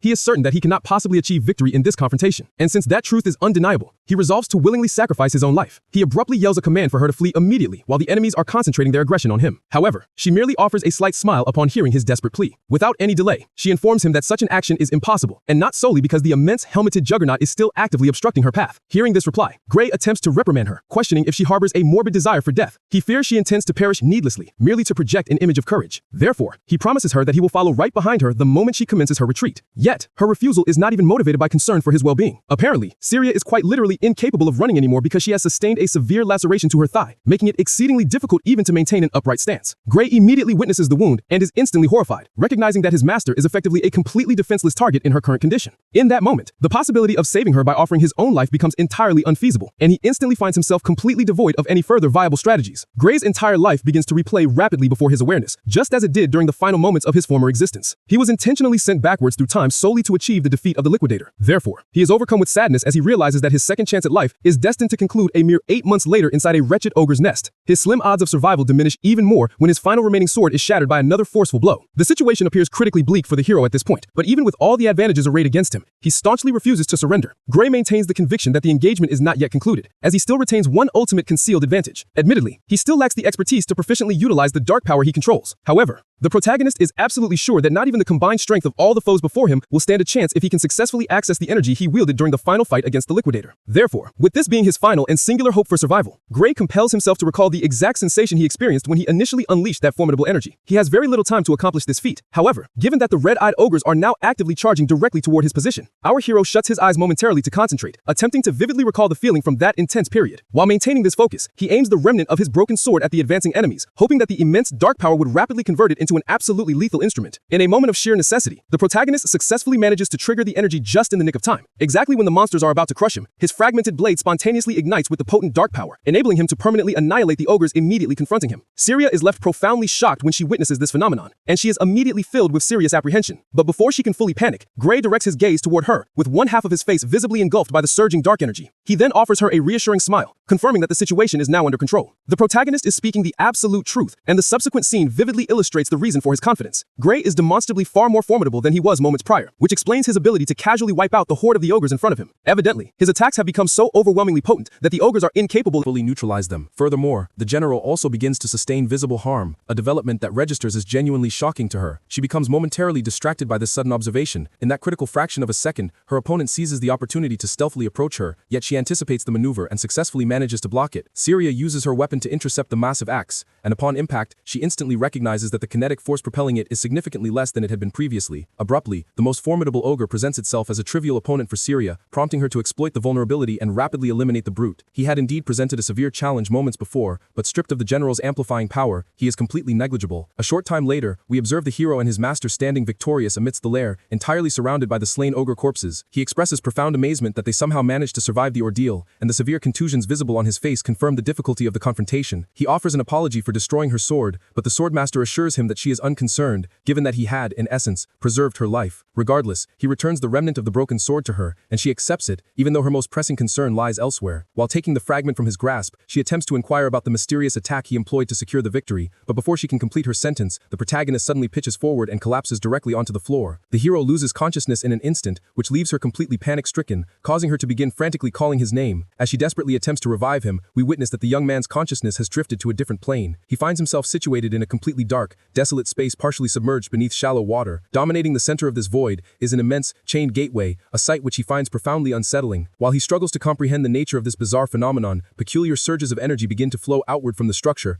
accompanied by strange, cryptic glyphs. Initially he is confused by the occurrence, but he quickly ascertains that this is the identical power that manifested spontaneously during the intense battle. A subtle fissure appears across the center of the door, functioning as a smaller exit point, allowing the sinister dark vapor to gradually seep through. This prompts Gray to speculate whether opening the gateway would grant him access to that immense power. Naturally, there's only one way to confirm his hypothesis, so he steels his resolve and begins striding purposefully toward the structure. He nears the door, and after only a few steps, he feels an overwhelming, foreboding force forcefully pull him back. A massive, spectral red skeleton brutally drags Gray away from the gateway with a crushing intensity that fills him with horror. Following this suffocating near-death experience, the young man recognizes that he is certain to die should he attempt to breach that gateway in his current frail condition. A shiver of ice runs down his spine as he verbalizes this realization, and almost immediately, a resonant voice replies to his internal thought, informing him that his discretion was indeed prudent. Predictably, Gray is startled upon hearing the disembodied voice, but he is denied the opportunity to investigate further because in the subsequent moment, he wakes up in a bed, gasping desperately for air. He awakens in the manner of someone recovering from a severe nightmare. Consequently, Syria is genuinely worried about his well-being. Fortunately, Syria is present in the room, and she immediately approaches to check on him, noticing that he has finally regained consciousness. She is visibly still recovering from the severe injuries they both sustained within the ogre's nest. Concurrently, the protagonist is deeply confused, so he inquires as to his location. In response, she informs him that he has been completely unconscious for 5 full days. As a result of the lengthy duration, she had even begun to fear that he might never awaken. The protagonist remains astonished that he has been comatose for the past 5 days, thus he deduces that this must be the consequence of the extreme physical exertion he endured. Pushed his body to the absolute limit, the intense ordeal clearly exacted a severe toll on his physical body, a fact with which the swordmaster readily agrees, although she feels his actions went far beyond mere rigorous pushing. Nevertheless, she expresses concern regarding his current physical state, questioning the condition of his body. She asks him if he possesses the capacity for movement, and since he himself is unsure of the answer, he decides to attempt a physical test. Tragically, Gray immediately ascertains that he cannot move his right arm at all. He is utterly incapable of summoning any strength into the limb, and despite knowing he possesses limited general mobility, he fears that he may no longer be able to grip a sword effectively with it. As if that severe impairment were insufficient, he also detects a peculiar contusion on his bandaged arm, from which a dark energy appears to be subtly spreading. Syria observes his evident struggle and inquires about its cause. Hearing this question, Gray is slightly surprised because it suggests she cannot perceive the tattoo-like dark bruising on his limb. Since this is the case, he simply admits that he is unable to apply any meaningful force using his dominant arm. Apparently, the Swordmaster is not at all surprised to hear this specific news. Her premonition was accurate, and therefore, she also realizes that its complete healing will not occur rapidly. Ultimately, every single bone in his right arm has been severely fractured. Clearly, the hero was completely unaware of the extent of this damage, particularly since the arm shows no external signs of injury whatsoever. He explains this observation, and she then informs him that they have already treated the limb using a potent magic potion. For reasons he cannot articulate, the sound of this immediately fills the protagonist with profound unease. He stares at the empty potion bottle in shock and growing alarm, because based on his former life's knowledge, such items were extremely costly commodities. However, his master assures him that he should dispel his worries, as the village leader himself provided the restorative potion to them. He is equally astonished to hear this news, as he cannot mentally reconcile why the chief would willingly bestow a valuable potion upon an individual like him. The moment he verbalizes this thought, she expresses astonishment that he would speak in such a manner. She then informs him that he is quite literally the acclaimed hero of the entire village. Naturally, this assertion makes no discernible sense to him, so he simply stares at him with deep perplexity. He is still attempting to process her statement, when a person bursts into the room, loudly requesting to see him. He recognizes the booming voice, compelling him to instantly propel himself out of the bed to greet the village chief. He nervously begins to express his gratitude to the man for the generous magic potion, but the chief abruptly interrupts him, stating that they are the ones who owe him thanks. He assisted them in eliminating a treacherous ogre general, the identical creature that could not be successfully subdued even by a reinforced knight. Subsequently, numerous groups from the surrounding settlement coalesced to combat the creature. The chief expresses certainty that the whole hamlet would have been obliterated had Gray not terminated the beast. He is entirely correct. Thus, he extends his gratitude to our protagonist yet again for his assistance, and carefully places the vial of tonic back into his grasp. Ultimately, if it weren't for both him and Syria, nothing would exist here presently, neither the community nor its residents nor even the restorative liquid itself. The young hero endeavors to appear unassuming regarding the matter, implying that the chief might be overstating the situation, but the man asserts that he is merely articulating the circumstances exactly as they stand. Upon assimilating these declarations and observing the sincere expression in the elder's gaze, Gray grasps that the chief is likely accurate. In the timeline preceding his temporal reversion, this precise village was destined for devastation by the ogre's assault. Consequently, had he not intervened, they would certainly not be present here today. Noticing Gray's evident confusion, the chief volunteers to meticulously elaborate on the magnitude of his deed should the hero still fail to comprehend its importance. Transitioning to a new subject, he inquires whether our young fellow genuinely intends to participate in the admissions evaluation for the World Union Academy. It surfaces that our protagonist had completely overlooked the sole objective motivating his rigorous preparation over the last 8 months. Therefore, when the chief mentions it, the realization strikes him powerfully, causing him to perceive the extent of his mismanagement. He pursued the ogres barely a week prior to the entry assessment and has been unconscious for the preceding 5 days in this medical facility, signifying that he retains only 2 remaining days until the primary examination. Reaching the World Union Academy simply by walking requires 3 full days. Consequently, traveling on foot is no longer a viable alternative. He could arrive in a single day via horseback, but he lacks the necessary funds for such transport, compelling him to muster his bravery and solicit the chief for the loan of a steed for his expedition. Astonishingly, the elder had already anticipated this petition, which is why he had already readied the finest equine animal in the entire settlement for Gray ahead of time. The chief firmly believes that our young man should reach the institution very swiftly due to the swiftness of that particular animal. While the elder is preoccupied with praising his creature, Syria informs the hero that they would have transported him to the evaluation while he slept, even had he not regained consciousness today. After a brief interval, our protagonist accumulates sufficient physical power to rise. He proceeds towards the exit, and the moment he steps outside, he is greeted by an enormous gathering of community members, thanking him and wishing him good fortune in his tests. They are collectively appreciative of his act of preserving the village, and while most individuals are displaying placards, one gentleman approaches him carrying a satchel as an offering. Gray asks about its contents, and the individual clarifies that it is something the entire community pooled resources for him. Apparently, they were apprised that the application charges for the World Union Academy are substantial, prompting them to collaborate to accumulate the necessary funds for him. Our protagonist is stunned that every person contributed to the undertaking, but the feeling is instantly superseded by happiness and deep thankfulness as he expresses appreciation for their generosity. Shortly thereafter, it is necessary for him to depart. He offers his farewells. Sira accompanies him as he makes ready to embark. He confesses that returning here would be tremendously difficult should he fail the assessment, given everything the village has executed on his behalf. However, her mentor reassures him that such anxieties are unwarranted. From her perspective, absolutely none of the other candidates at the World Union Academy could vanquish an ogre commander. Certainly, Gray suspects she is probably correct concerning that assessment, but he still harbors concerns regarding his badly damaged right arm. Hearing this, Sira simply inquires whether his left arm is functional, which he confirms.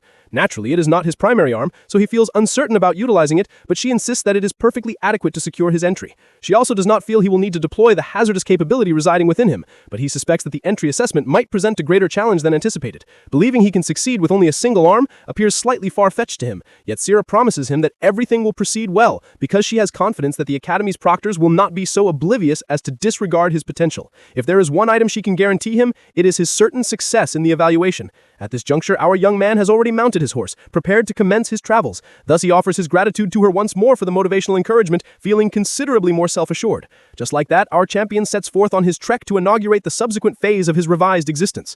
In the former world, this settlement was obliterated, but he understands that the adversary of humankind still persists here.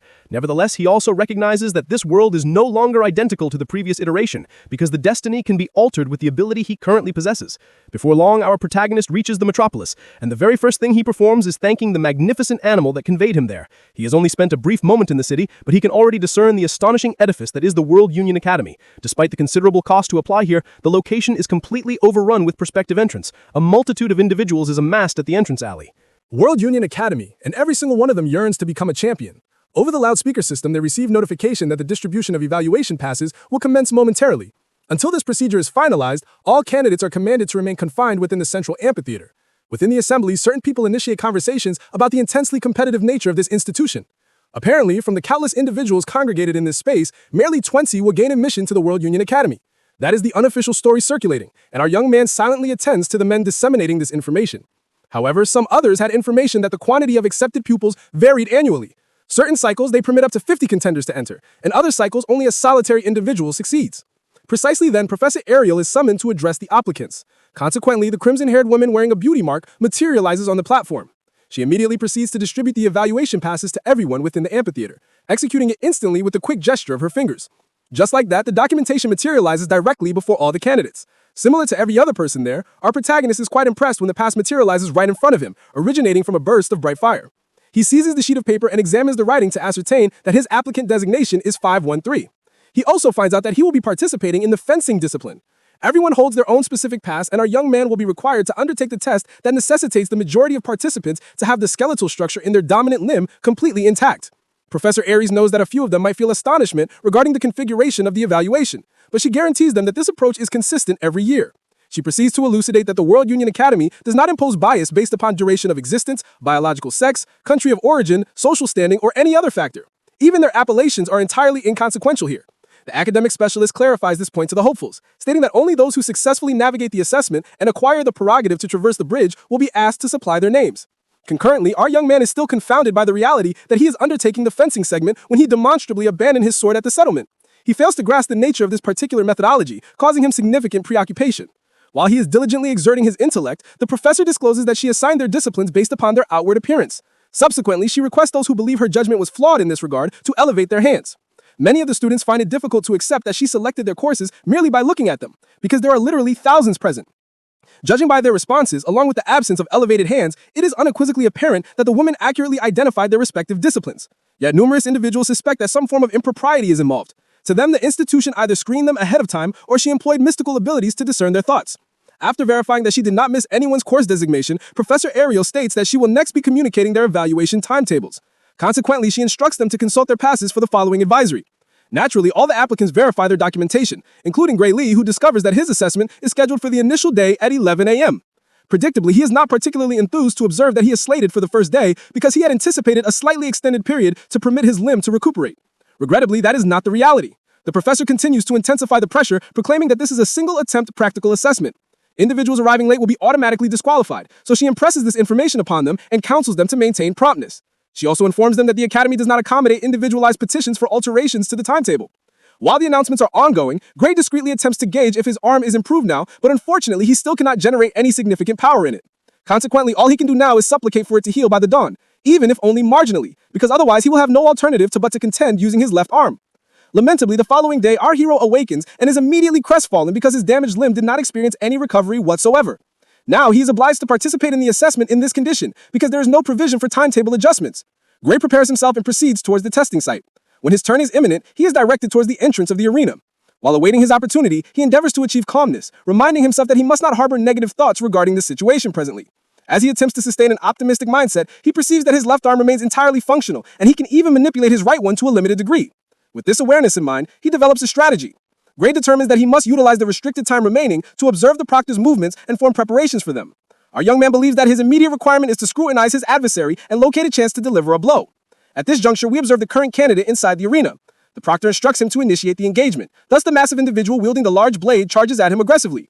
He moves quite rapidly and successfully executes a powerful swing, yet he misses and impacts the ground instead, narrowly failing to strike the proctor by mere centimeters. He appears perplexed when he witnesses the composed proctor indifferently standing with his hands clasped behind his back after effortlessly avoiding the assault. The seasoned instructor casually evaded the strike, which infuriates the candidate, causing him to angrily proceed with another attack. This instance involves an even more impactful lateral movement, but once again, the proctor renders his offensive move ineffectual. He obstructs the subsequent strike with his own weapon, leaving the enraged applicant in utter disbelief. And once the fellow is momentarily paralyzed, he follows up with his own swift counter-maneuver to quite literally propel the man forcibly off his feet.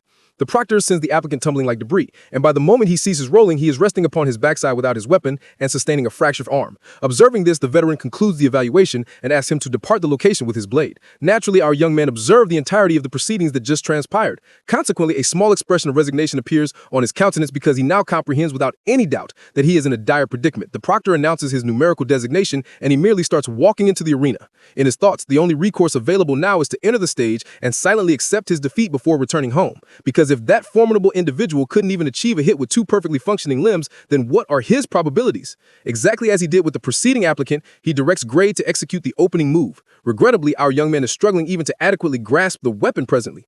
He can sense the intensity of the pressure even more acutely now, leading him to doubt his chances completely. Nonetheless, he refuses to surrender, so he reminds himself that he must still execute every possible effort. With this conviction, he launches himself toward the seasoned combatant, brandishing his blade.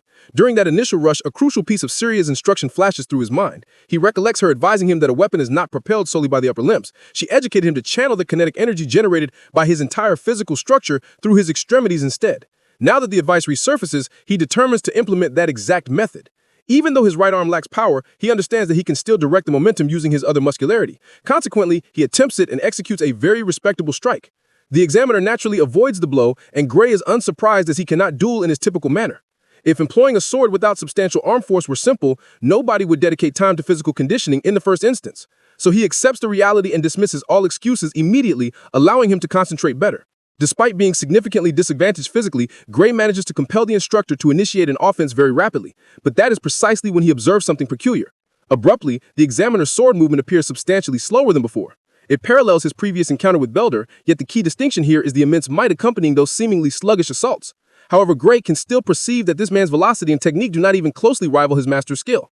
Bearing this in mind, he feels that he might compensate for the deficient arm strength if he can just adhere strictly to the precise swordsmanship he acquired from her. Therefore, under these circumstances, our protagonist enters an aggressive state. In a moment, he unleashes a rapid succession of cuts upon the examiner, forcing the fellow to retreat quicker than he could have anticipated.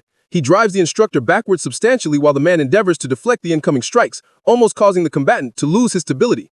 Furthermore, the opponent still appears exceptionally slow through Gray's perception. Consequently, he is beginning to speculate that this proctor is not even close to being as formidable as he initially judged.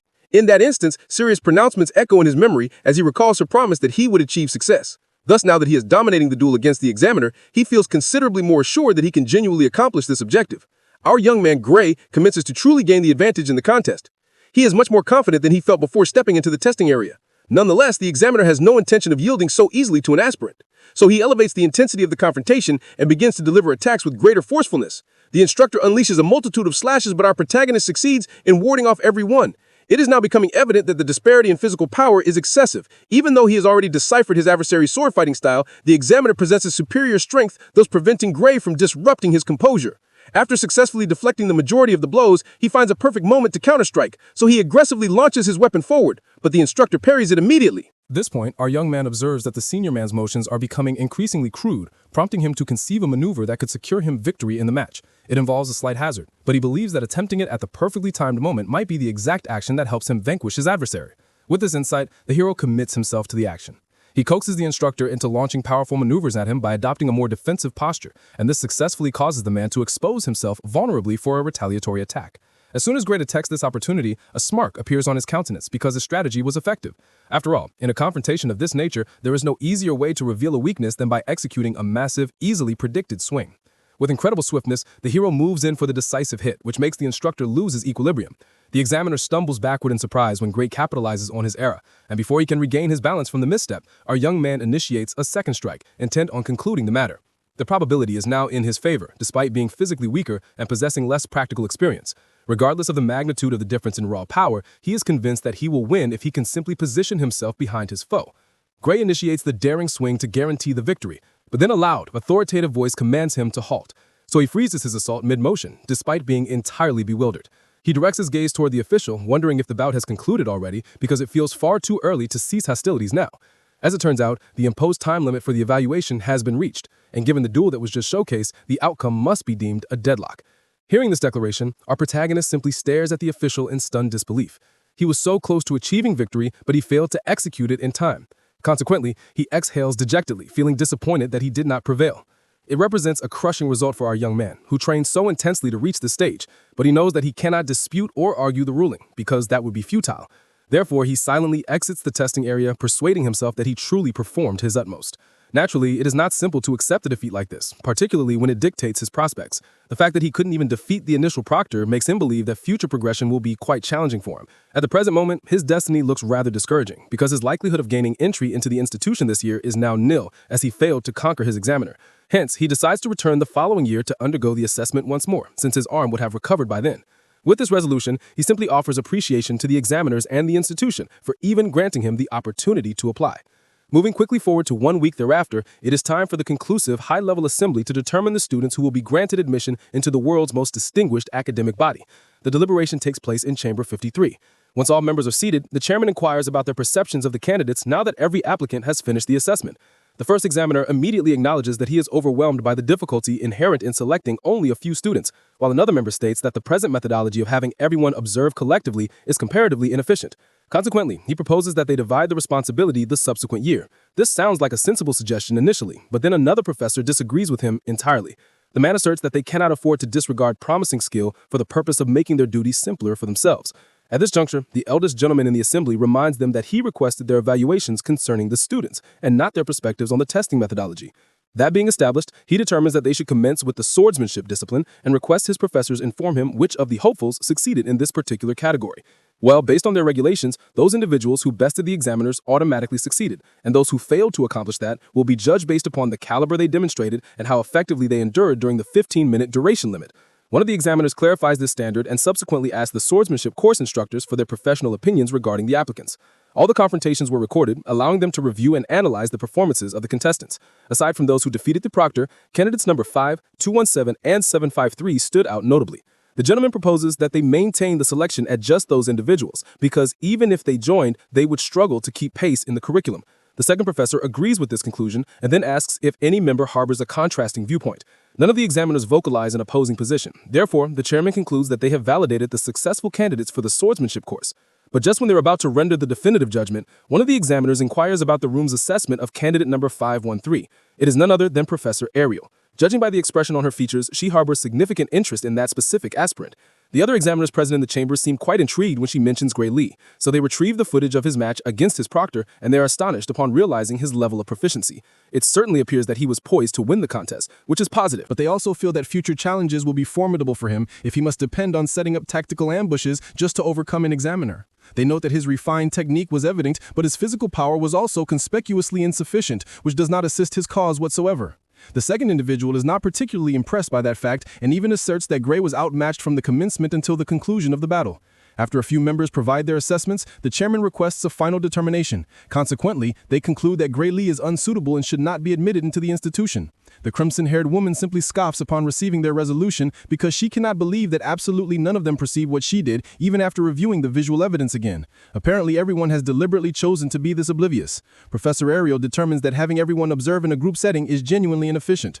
The next morning, all the aspirants return to the academy for the publication of the outcomes, and our young man is among them. He clutches his pass firmly, awaiting the examiners to publicly announce the successful candidates for the swordsmanship course.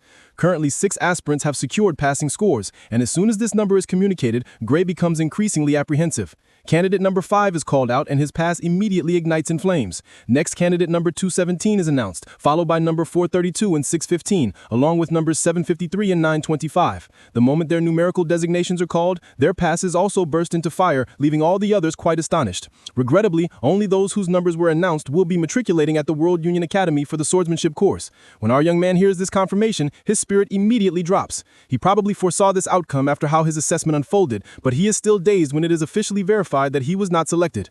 The successful candidates are requested to traverse the bridge and finalize their registration protocol before the day ends. Naturally, those who succeeded in the evaluation are really ecstatic about the result, and their companions are equally pleased for them. Conversely, there are many other applicants who are still dwelling on their predicament. While others are celebrating, Gray just fixates on his past with disappointment, feeling that he ultimately failed. It is undeniably a terrible sensation, especially after everything he endured to arrive at this location. But even though it appears that he will be returning home, there is one last category referred to as the Divine Eye Special Admission. Understandably, our protagonist isn't particularly attentive when he hears the public announcement. He probably has no familiarity with that concept. But then, completely unexpectedly, he hears his specific number being called. Of course, this registers as a huge jolt, but what is even more shocking is the way his pass abruptly commences glowing with a brilliant blue illumination. It radiates even more brightly than those which had the fiery effect previously. Consequently, he is just as confused as all the other hopefuls who are staring at him in wonder. They are all confounded by the spectacle on display.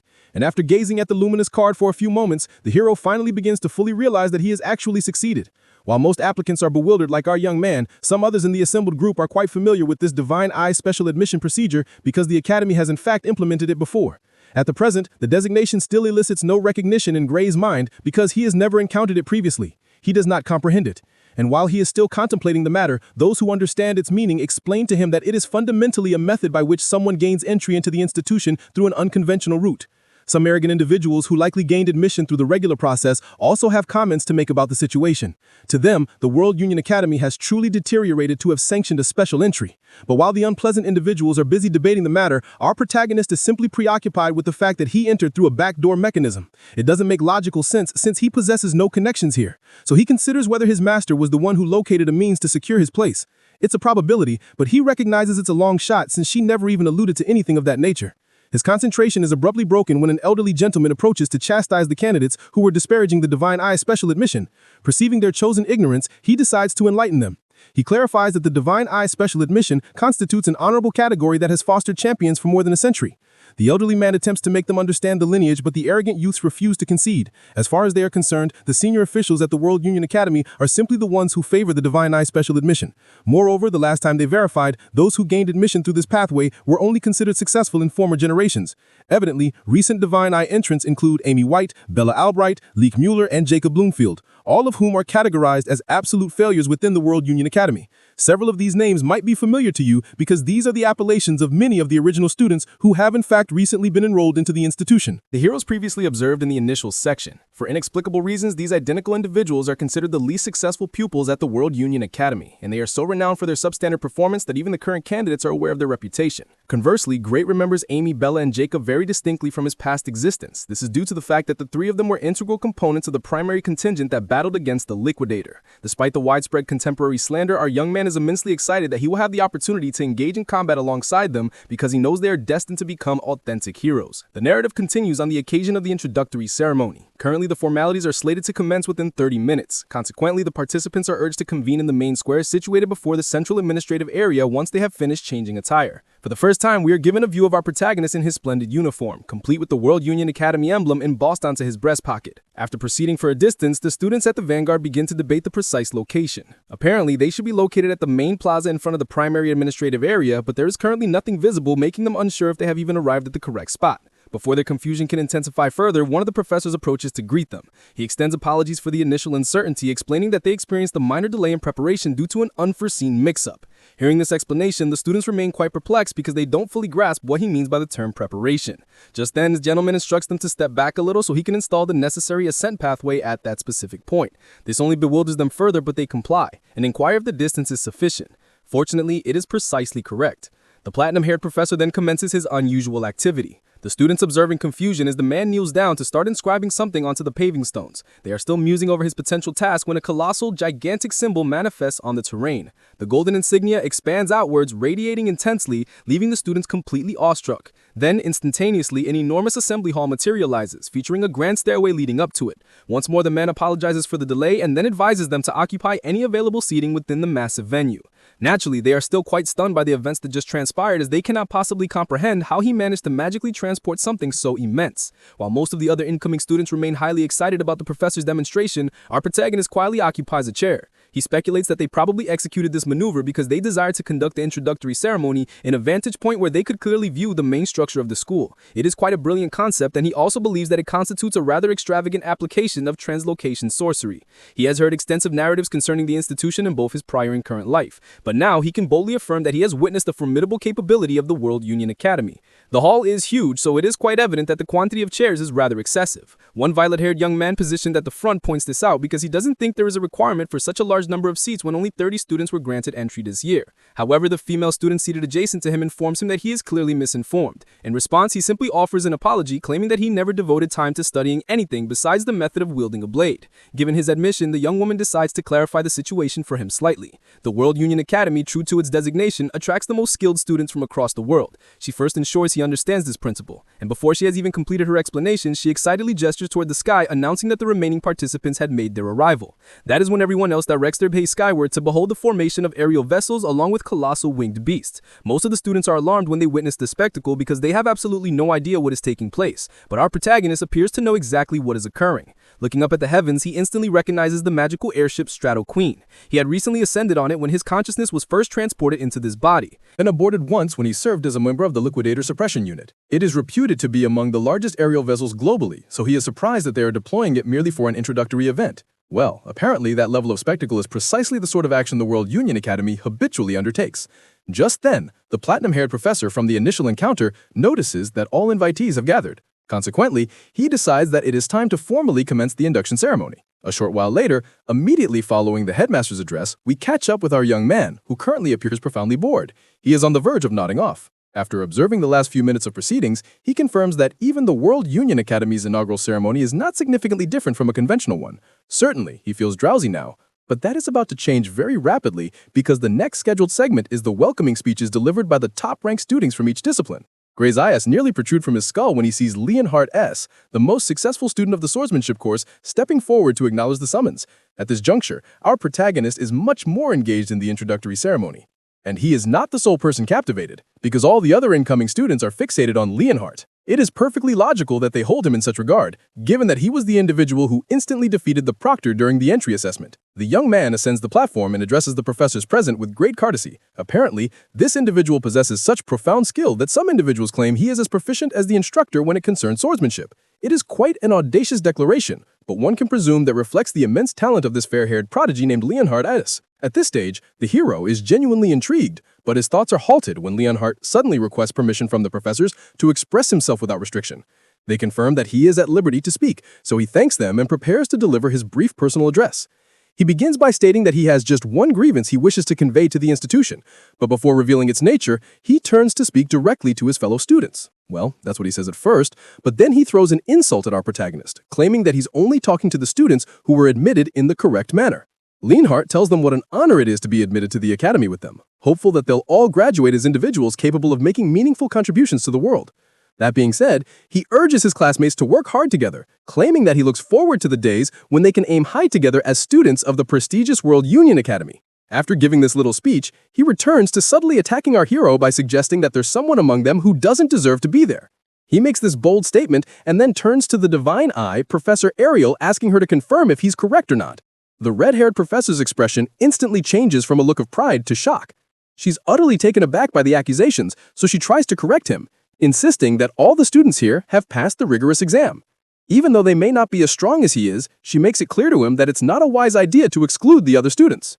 After clearing the air on that, she bluntly asks him why the hell he's even asking her something like that. At this point, the persistent top student hits back at her, stating that he wasn't talking about those who have been admitted by passing their exams properly. And then he looks Professor Ariel dead in the eye and tells her that he's talking to the student she let in through the back door with her divine eye special admission. The red-haired lady just smiles when he calls her out like this. But he doesn't even stop there, because the next thing he does is to loudly demand that the one who was specially admitted reveal himself. This dude even has the guts to demand that Gray return his uniform and leave the academy right away. Everyone seated in the hall is taken aback by his sheer impudence. They gasp in astonishment, but none of them dares to publicly challenge Leonhardt. Simultaneously, nobody steps forward to offer him support. Meanwhile, the intended target remains seated. He hasn't exposed himself yet because he is endeavoring to understand the source of this animosity. He feels quite anxious, but he is relieved that Leonhardt does not recognize him, as that would constitute a serious predicament for him. He recalls when the top student rose to accept the call, and he is thankful that the fellow failed to observe him back then despite their close proximity. Since Leonhardt clearly lacks knowledge of his identity, he reasons that the most sensible course is to remain seated, as he might avoid getting entangled in this entire affair if he refrains from stepping forward. When the specially admitted student declines to present himself, Professor Ariel finally interjects with an unconcerned expression on her face. She suggests that this year's student cohort is quite spirited after witnessing the audacious behavior of the young man standing before her.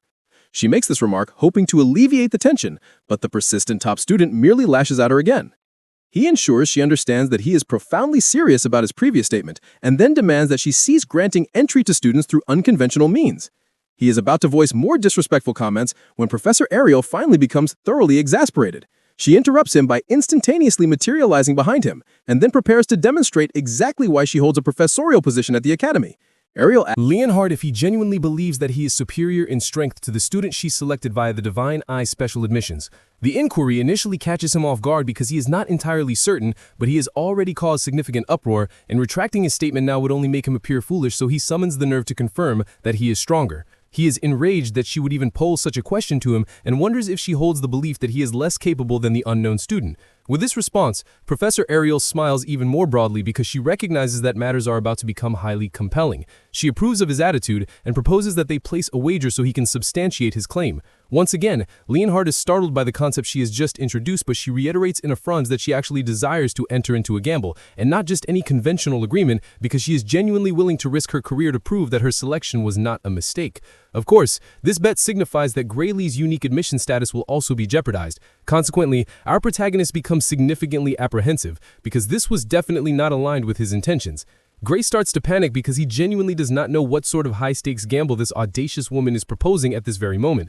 Off the top of his head, Leonhardt assumes the professor probably wants him to engage in a physical match with the specially admitted student, but she asserts that she would never execute such an uncivilized action.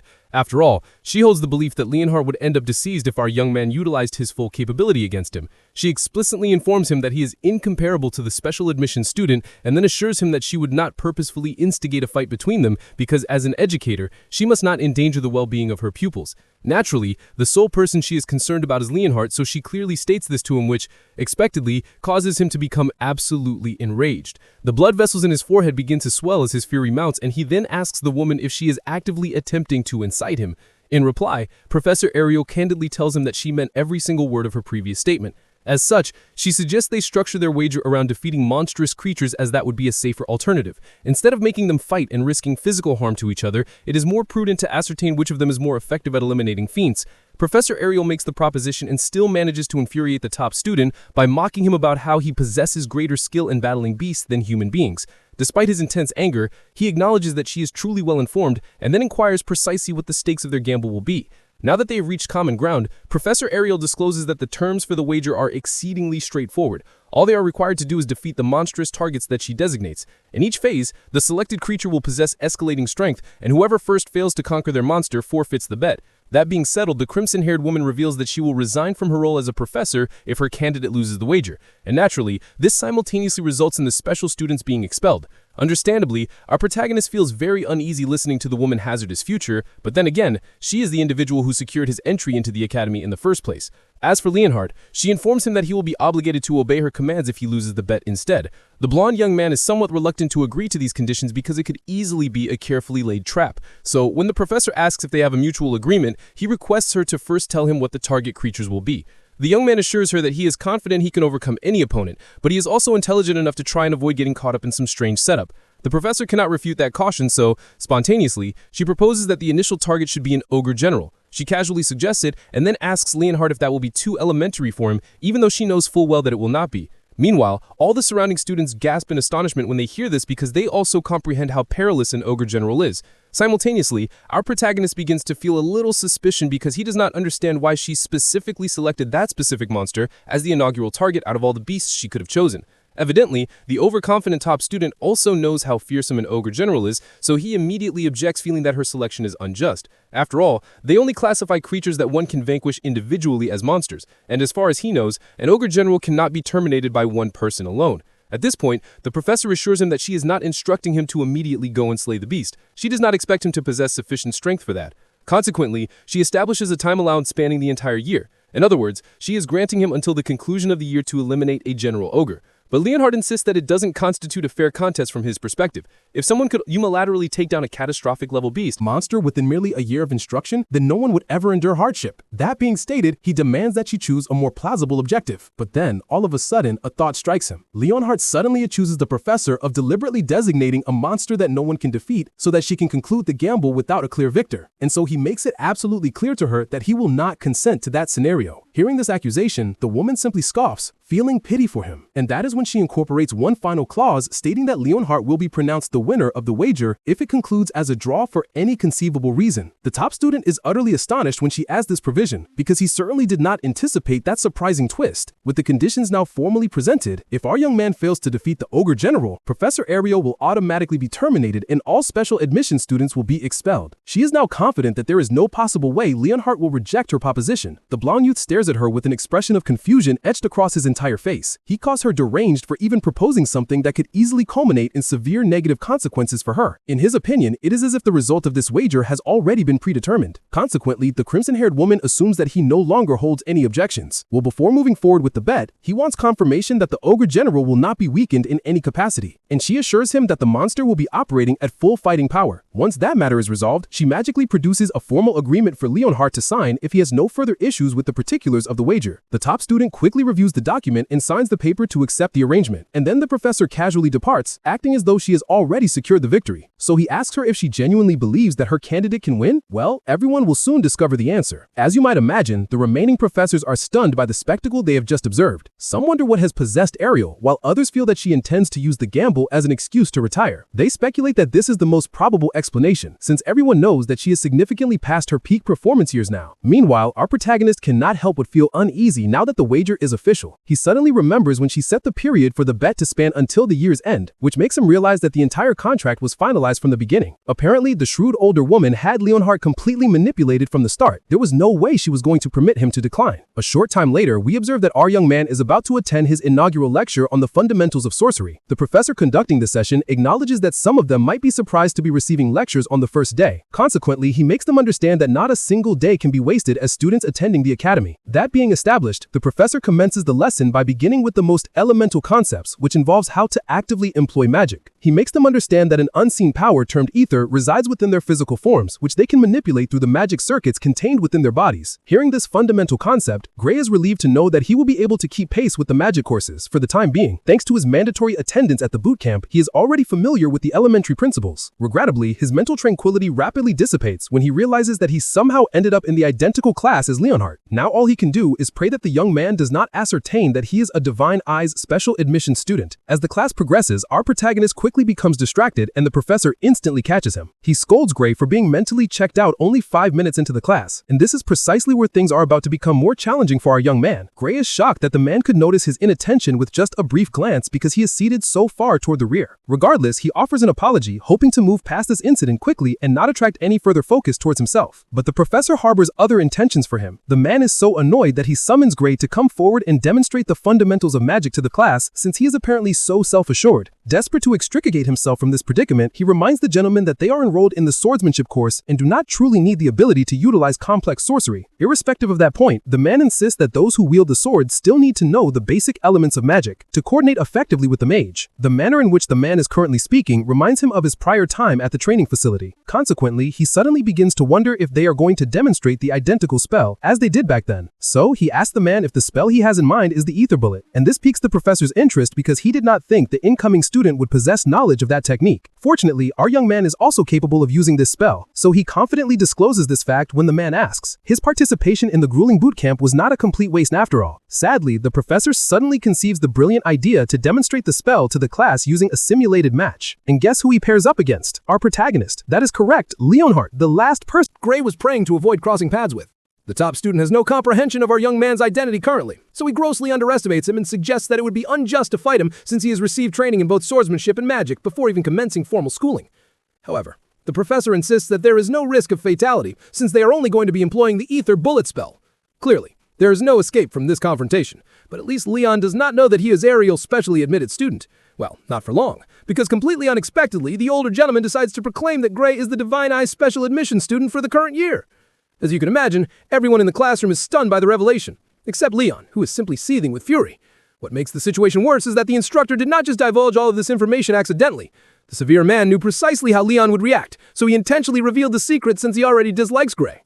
Now that the top student knows who his adversary is, he determines to approach the match much more seriously under the pretense of wanting to properly instruct our young man on the procedures. With a deadly focus in his eyes, he summons Gray to come forward to the front of the classroom for their confrontation. At this point, our young man merely laughs anxiously because his cover has been utterly destroyed. Soon, the two young men are positioned opposite each other while the professor provides them with the rules. Currently, our protagonist is quite concerned because he is almost certain that he will not emerge from this encounter unharmed, especially since he only spent a few days acquiring magic knowledge at the boot camp. The simulated match commences shortly, and naturally, Leon is the first to strike, determined to showcase the substantial difference in their capabilities. He launches a decent ether bullet at Gray instantly, and our young man is compelled to retaliate with the same spell, but he is immediately staggered by the tremendous force behind the massive attack he unleashes. The two boys are astounded by the enormous ether bullet that Gray projects with surprising ease. Compared to our young man's projectile, Leon's strike resembles a small stone. Consequently, the top student instantly loses all his confidence, screaming in terror as the magical orb of destruction hurtles towards him. Fortunately, the professor intervenes just at the crucial moment and utilizes his own sorcery to halt Gray's ether bullet, thereby saving Leon's life in the process. The man exhales in relief as he watches his barrier stop the assault, but then, all of a sudden, Gray's ether bullet shatters the protective shield and generates a massive detonation within the classroom. The resulting explosion sends Leon flying, so the professor rushes over to check on his condition even before the dust is fully settled. The top student is currently trembling uncontrollably, but he assures the instructor that he is unharmed. Thankfully, he is not physically injured, but now our young man might be facing some disciplinary action. If the defensive barrier had not mitigated the impact, Gray's ether bullet could have killed Leon, which is actually a very serious transgression. Apparently, even among the established professors at the academy, no one can cast an ether bullet of that power. Consequently, the man is now extremely curious about this young man named Gray. He calls out to the hero, sternly demanding to know exactly what he just performed. But right now, our protagonist is still attempting to figure out the very same thing. Reflecting on the exchange, he cannot believe that they even utilized the identical spell, because Leon's ether bullet was so feeble in comparison to his own. It makes him wonder if the ether bullet instruction provided to those in the subjugation unit differs from what they teach at the academy. With this thought in mind, he curiously asks the professor if he accidentally used the incorrect spell by any chance, but the man assures him that it was unequivocally an ether bullet. However, he makes Gray understand that the quality of his own was vastly different, and informs him that it was by no means conventional ether, but actually super compressed ether. As you can imagine, our young man has never encountered that term before. Consequently, he expresses his confusion. The man confesses that it is a power that even the senior professors at the academy struggle to generate. Therefore, it is astonishing that Gray managed to create and shape it into a fully formed spell in an instant. The professor proceeds to state unequivocally that there is not a single person within the academy capable of replicating what Gray just accomplished. Just like the professor, the assembled students are still utterly overwhelmed by the magnitude of the power they just witnessed. Whispers propagate throughout the hall as they all discuss how truly incredible the entire occurrence is. Some even propose that Gray should have been registered in the magic course from the outset, instead of being granted special entry into the swordsmanship discipline. Despite the professor's recent detailed explanation, our young man cannot shake the feeling that something fundamentally is amiss. All the spells taught to the subjugation unit at the training facility appear identical to the one he unleashed moments ago. From what he can recall, he was even categorized as one of those lacking a natural aptitude for it. Therefore, to him, this constitutes merely the basics, and it makes him question whether the professor is intentionally misleading him, because he believes that anyone should be able to execute such a spell with sufficient deliberate practice. Hearing this blunt assessment, the man simply erupts into laughter, which catches our protagonist completely off guard. He is utterly confused, but the professor only laughs harder, like a madman. He eventually manages to compose himself and then unexpectedly asks our young man to consider transferring his enrollment to the magic course. The elderly gentleman is convinced that the boy possesses greater innate talent for sorcery than swordsmanship, so he even volunteers to personally endorse him if he consents to the transfer. Unfortunately, Gray immediately dashes his hopes by politely refusing the offer. Our young man asserts that he must decline because he was previously informed that he is not particularly skilled in magic. Naturally, this response sounds like sheer lunacy to the professor, especially after the immense power he just observed firsthand. He simply cannot comprehend how Gray can utter such a statement when he clearly understands the ether compression principle well enough to generate super-compressed ether at such a young age. As far as the professor is concerned, the boy is an unparalleled prodigy, even by the Academy's lofty standards. In his professional opinion, whoever previously claimed that Gray lacks skill in magic is a fool, because that person clearly had absolutely no idea what they were talking about. And so he once again asks our young man if he is certain that he does not wish to transfer to the magic course. Gray simply remains silent at this point while the other students discuss how astonishing it is to witness a professor who seldom offers praise to anyone be so effusive in complimenting a single individual. When the hero fails to give him a conclusive answer, the man bluntly informs him that it would represent a tremendous loss for the world if he chooses not to study magic. The man is so deeply invested in the outcome that he would even categorize Gray's refusal as a crime against magic. For some unknown reason, our young man chuckles softly upon hearing this dramatic statement, despite the professor's deadly serious expression. Just then, he suddenly remembers hearing a concept related to the ether compression technique during his prior time at the boot camp. You see, back then, they received instruction from the greatest mage to ever exist in their world. On that very notable day, she informed them about something termed OD. It is also known as life force, but nobody knew of its existence before, and consequently it was extremely difficult to cast precise sorcery. She described to them how people had to continually compress ether within their bodies and then accumulate it, and even then they could only successfully employ it when the compressed fragments happened to combine with OD purely by chance. This crucial memory flashes back in Gray's mind, so he immediately asks his current professor if he knows anything about OD. The man is instantly perplexed by the question because he has absolutely no knowledge of what that term refers to. Observing the professor's reaction, our young man confirms definitively that he is currently situated in a world where the population has yet to learn of the existence of OD. Apparently, he was transported far back in time to an era when people did not know how to cast genuinely proper magic. With this realization, he is now certain that the knowledge he acquired in the subjugation unit belonged to the future. As you can imagine, this constitutes a truly significant discovery, because it possesses the potential to fundamentally alter the way the entire world uses magic. And Gray understands this implication perfectly. Consequently, he also knows that he must be extremely careful who he shares this confidential knowledge with. His thoughts are interrupted when the professor asks him again if he is finally going to transfer to the magic course. Despite the massive discovery he just made, our young man refuses for the third consecutive time, claiming that he simply loves swords too much. He thanks the man for his generous offer, but ultimately declines it, and at this point the professor finally abandons his attempts to change his mind. However, he remains hopeful that Gray will eventually reconsider his decision, so he tells the special student to come and seek him out if he ever had a change of heart, stating that any time at all would be acceptable for that visit. Once again, the hero thanks the man for his kind offer, and the professor finally allows him to return to his designated seat. He is so utterly impressed by the talent standing before him that he promises not to bother Gray anymore even if he looks away during the lecture. The man has literally become an admirer at this point, because he claims that he does not even mind if the boy gets bored and decides to leave the classroom altogether. As far as he is concerned, this basic lesson is simply far too elementary for Gray Lee. The hero quietly makes his journey back to his seat, while all the other students stare at him in complete awe. They cannot believe that the notoriously strict Professor Carlos is the same person who is currently praising Gray so effusively. Well, it turns out that the professor is not the only one paying excessive deference to the hero, because from the looks of things, Leonhard is practically obsessed with Gray now, as the young man is literally addressing him as Lord.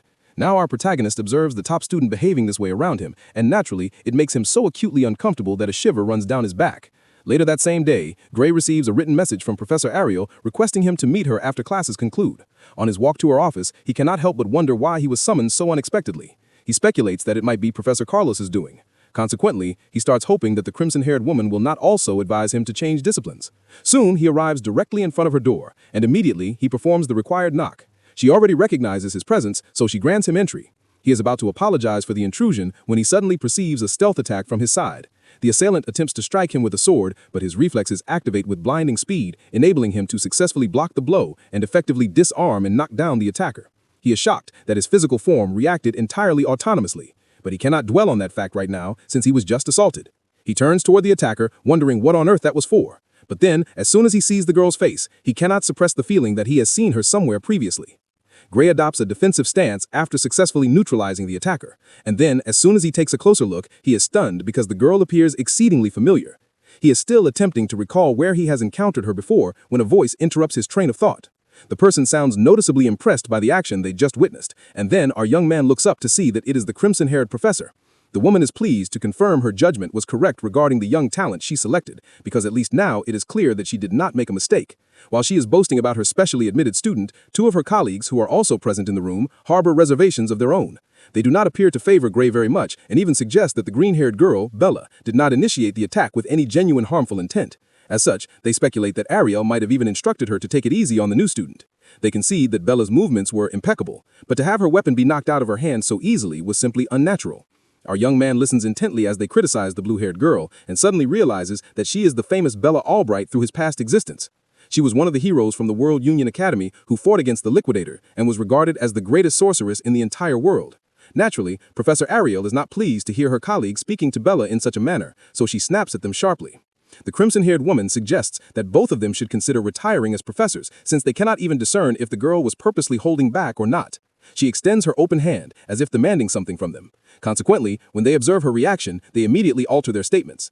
The first gentleman drops a stack of coins into her hand, nervously asserting that they were only joking about what they had said. Gray watches in bewilderment as this curious exchange occurs directly in front of him, and then all of a sudden, he gains a good understanding of what is transpiring. Still, he curiously asks the professors what exactly they are doing, and that is when Ariel informs him that they were actually engaged in gambling. Apparently, they had placed a wager on whether our young man would possess the ability to fend off Bella's sudden surprise attack or not.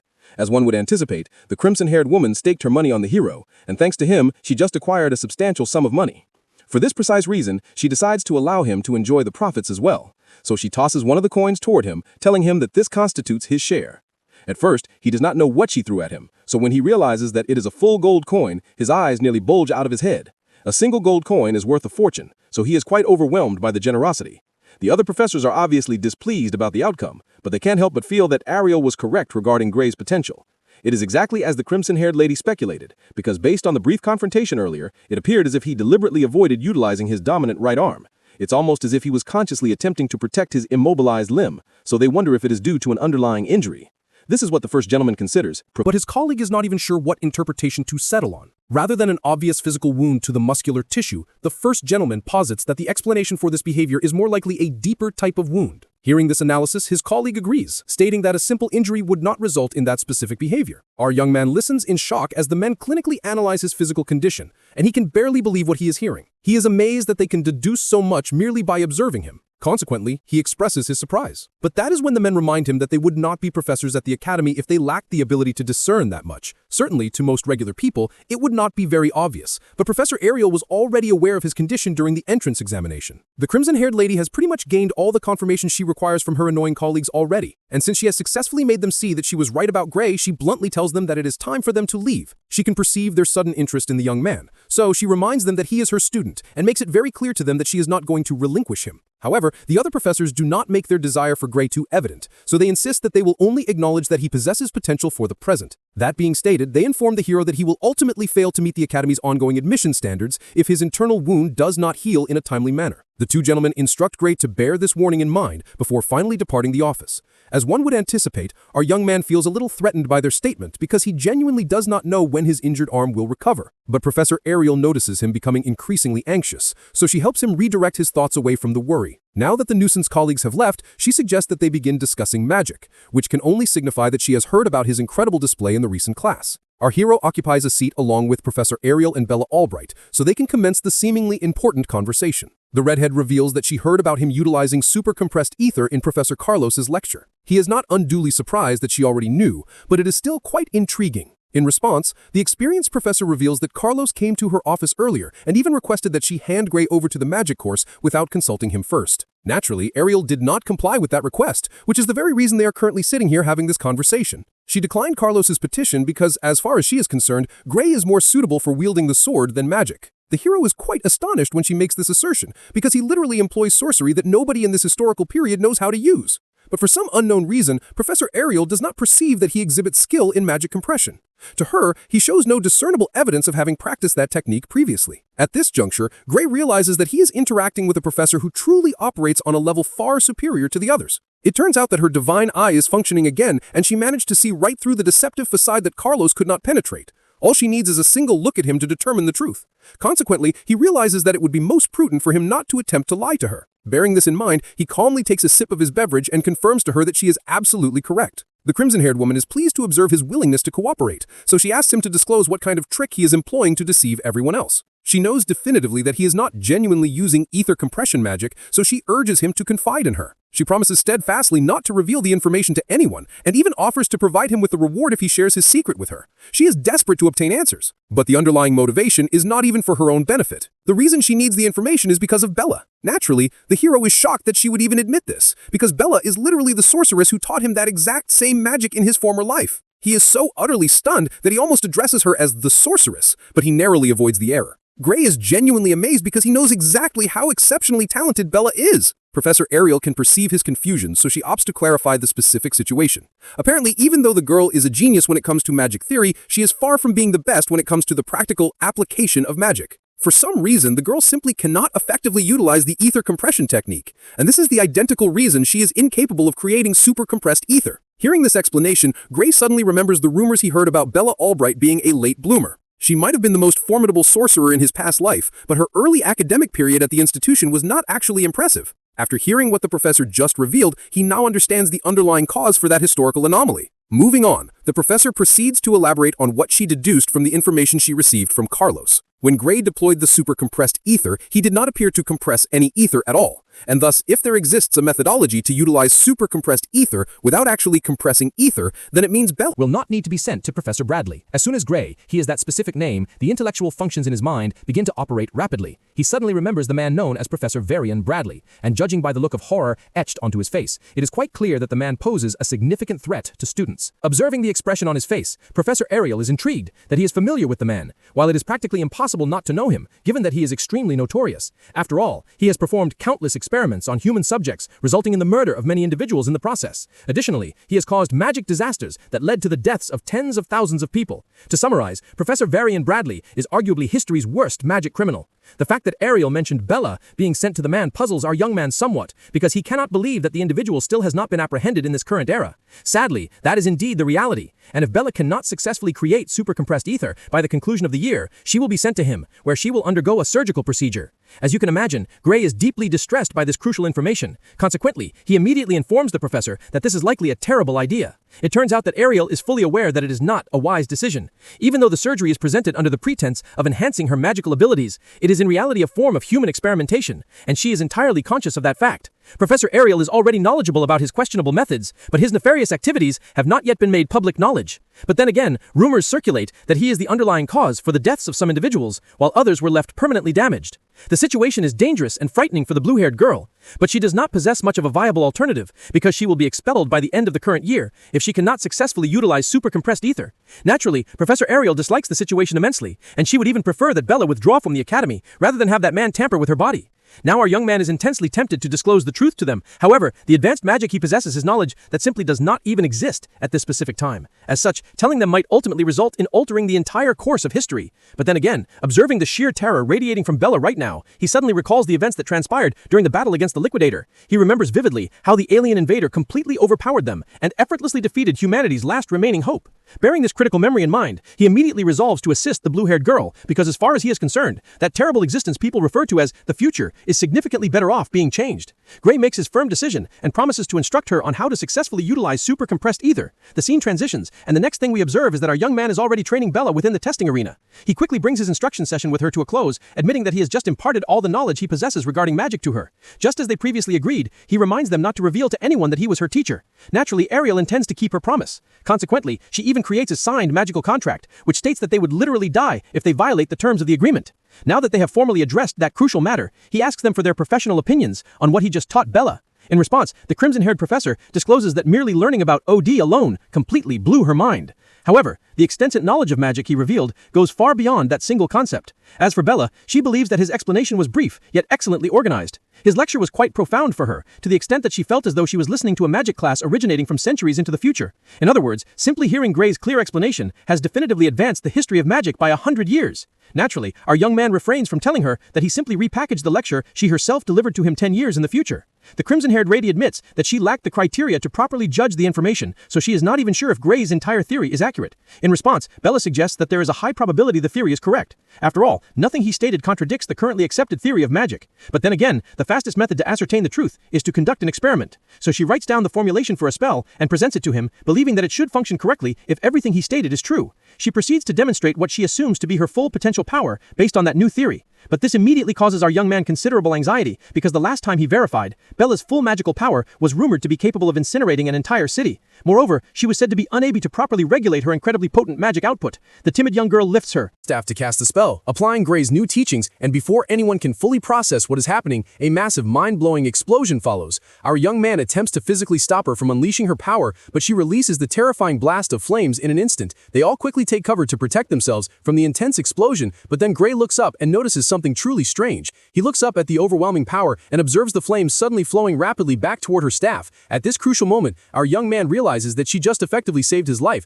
because if she had not successfully taken control of the rampant power in that split second, he would likely have been incinerated. All the flames from the devastating inferno retreat directly back into her staff, and the blue-haired girl instantly expresses her intense excitement. She is so proud of herself for successfully controlling her immense power, and once she feels sufficiently confident, she utilizes the contained flames to conjure a colossal dragon. For the first time since enrolling at the academy, Bella Albright can finally enjoy the true experience of utilizing magic. But the moment of triumph is short-lived because she suddenly completely depletes her ether reserves. She starts feeling extremely dizzy and instantly collapses. Bella falls face first onto the ground, so Gray rushes over to check on her condition. He calls out to her, attempting to rouse her, but Professor Ariel tells him to simply allow her to rest, explaining that she fell asleep because she completely exhausted her ether supply. Hearing this, our young man is much more relaxed, so he just smiles at Bella, feeling quite proud. Her complex spell is still active even after she passed out, so the professor takes a moment to fully appreciate the spectacle of her magic. To her, it was a truly marvelous sight, and she is genuinely impressed that Bella managed to assemble magic on that vast scale in such a short period of time. But just then, the half-conscious girl mumbles something about how Gray's theory is what is truly amazing. If only she knew it was her own future theory. Now that she can easily create super-compressed ether, she no longer requires the dangerous surgery, so Ariel cannot wait to inform Bradley that they will no longer be needing his services. The crimson-haired professor is thrilled that Bella no longer needs the surgical intervention, but she is even more grateful that the girl did not lose her control over her magic. When she states this, our young man is quite intrigued, so he asks the woman what exactly she is referring to. At this point, Ariel explains that Bradley's surgery always comes at the expense of control, even though it undeniably increases one's overall magical output.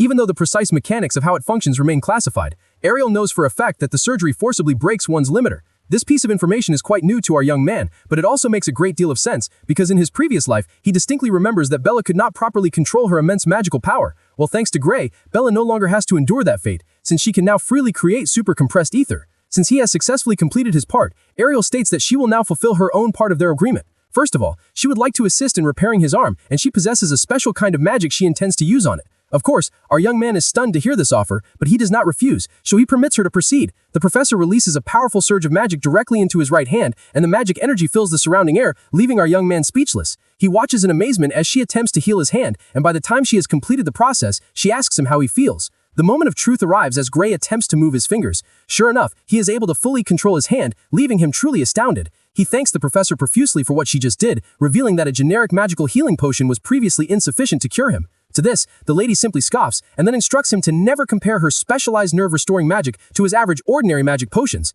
She trusts her own skills implicitly, but she is also curious to know if his hand moves with the same dexterity it possessed before, so she tells him to try performing a sword swing. Our young man is more than delighted to test this out, because it has been a very long time since he held a sword with his dominant arm. He executes the first swing and is slightly surprised by the result, so he attempts a couple more slashes and remains speechless for a moment. At this point, he informs the professor that his hand does not move with the same precision and ease as it used to. He explains this observation to Ariel, but she is not at all surprised. She actually suspected that while she successfully repaired his physical nerves, she also knows that her specialized magic cannot heal the wounds in his soul. Gray is a little taken aback when she starts discussing his soul, so she assures him that he heard correctly. Contemporary magical knowledge has not yet conclusively proven the existence of one's soul, but she believes that it does. After all, she can visually confirm it with her divine eye. And even now, from what she can perceive, Gray's soul is gradually recovering. She assures him that it will mend naturally, as long as he does not overly exert himself. He is unsure how to achieve this balance, so he asks the professor if this mandates that he must abstain from practicing with swords. Thankfully, that is not the case. Ariel assures him that it is acceptable for him to continue exercising as he normally would. But at this moment, she is far more concerned with finding out what precise kind of swordsmanship could inflict such severe damage upon one's own soul. Hearing this intense inquiry, the hero simply laughs nervously, desperately hoping that she doesn't start asking too many deeply probing questions. Apparently, Ariel is aware of an individual who utilizes a swordsmanship style that employs one's soul to manipulate the sword, but Gray does not know the person she is referring to, so she reveals that it is Amy White. She speculates that our young man might be acquainted with Amy, but he is merely stunned because he cannot fathom why she is discussing the Sword Saint. The present timeline, he should not even possess knowledge of Amy. The professor notices the look of profound confusion on his face, so she realizes that her assumption might be incorrect. Her guess was wrong, but in her defense, the distinctive manner in which Gray wields his sword gave her the strong impression that he received instruction from Amy. But upon further reflection, she admits that his style is subtly different. As such, she theorizes that the individual he trained under might possess slightly greater skill than Amy. However, she is confident that the girl will attain the same level of mastery as Gray's instructor in a few years' time. After listening to the professor's numerous theories, our young man is simply overwhelmed that she managed to deduce so much in such a short period. Nevertheless, he finally discloses that he acquired his swordsmanship training at a dojo in his native town. Still, he recognizes that he urgently needs to change the current topic now, because if he allows the conversation to continue on this trajectory, he might end up revealing everything unintentionally. With this realization, he asks her if it is even physically possible for someone's soul to be damaged solely because of swordsmanship practice. In response, the professor explains that ordinary swordsmanship cannot cause this type of damage. To begin with, she does not believe that something ordinary could defeat an ogre general with just a single slash, not to mention simultaneously cutting down the surrounding ogres. Apparently, Professor Ario already knew of his incredible feat, and this explains a lot about her current actions. She somehow managed to discover details about his past, and so now she has already effectively won the bet she made earlier. She reveals that she was shown some of the physical remains left at the site of the battle. She found a location magnificent because even the most sophisticated cleaving magic could not have achieved that level of destruction. That being said, Professor Ariel reveals that she knows about the mysterious power residing in him and then directly asks him if he employed it. The pretense is completely over at this point, but he is curious as to whether she can visually see this power with her divine eye, and she confirms this, revealing that she can even see the power leaking through the chained door. This specific response sends shivers down Grace's spine as the memory of that ominous door flashes across his mind. It is not something someone could simply guess correctly, so now he is absolutely certain that the crimson-haired woman can actually perceive it. It is not an entirely new phenomenon for her, however, because she has observed power resembling this before, but it is not precisely the same despite sharing a similar essence. Our young man is taken aback by this revelation because he did not think there were other individuals possessing similar power to his own. At this point, Professor Ariel reveals that such beings do exist, but she also admits that she is not certain they are human. From what she has heard, the one she is referring to is the Liquidator. And the very moment she discloses this name, the hero's eyes widen in sheer horror because he has no idea why that name is being mentioned in this current time period. Seeing that he possesses knowledge of that futuristic kind of magic theory, it is not entirely surprising though. Hearing this, Gray confirms that what he has been utilizing is truly knowledge originating from the future. However, no one has truly figured out that specific detail yet. Just then, the professor asks him precisely how much he knows about the Liquidator, and this leaves him dumbfounded for a second. Regardless, he tells her that all he currently knows is that the celestial being represents an extremely dangerous existential threat to all of humanity. As far as Gray is concerned, the Liquidator must be stopped before he ever appears, because if that event occurs, then he must be completely destroyed no matter the cost. For some reason, the professor perceives his explanation as a little extreme, but she does agree that the Liquidator is dangerous. Even so, Varian Bradley seems intent on continuing his highly dangerous experiments, and she reveals this unsettling fact to our young man. As you can imagine, Gray is completely taken aback at this point, because he is not even sure how Varian is relevant to this situation. Apparently, the professor is fully convinced that there is a definitive connection. As far as the lady is concerned, the Liquidator is the very being that the man is actively attempting to summon. Because no one had ever previously mentioned anything of that nature. But then again, the Academy in the last timeline acted as if they knew the exact location where the Liquidator would appear. He remembers the massive war and how they had accurately predicted the location of the battlefield. Memories of their fleet heading directly over there flash across his mind, and so now it starts to make a lot of logical sense. It is a truly shocking discovery, but it is now looking very likely that the Academy was involved in summoning the World Enders all along. Now that Gray knows what is truly transpiring, he strongly suggests that Varian's dangerous experiments be stopped immediately. Professor Ariel agrees with him, of course, but the expression on her face suggests that achieving this goal is not going to be an easy task. The crimson-haired lady also wishes for the experimentation to be halted, but there is a major obstacle standing in the way. Unfortunately, the person running the entire project is a professor just like her, so she does not possess the authority to shut him or his experiments down. Certainly, she does not have the necessary power, so she already urged the higher-ups to dismiss Varian, but they refuse to listen to her legitimate concerns. Hearing this, Gray immediately demands to know precisely who these higher-ups are, because he cannot understand why anyone would simply sit back and watch someone initiate an apocalypse right under their noses. He is definitely ready to go and confront the authorities, but the professor sadly reveals that she is not permitted to disclose their identity to him either. She wishes she could, but she does not even have the necessary authority to do so. The bottom line conclusion is that no one can legally compel the experiment to cease unless the direct orders originate from above.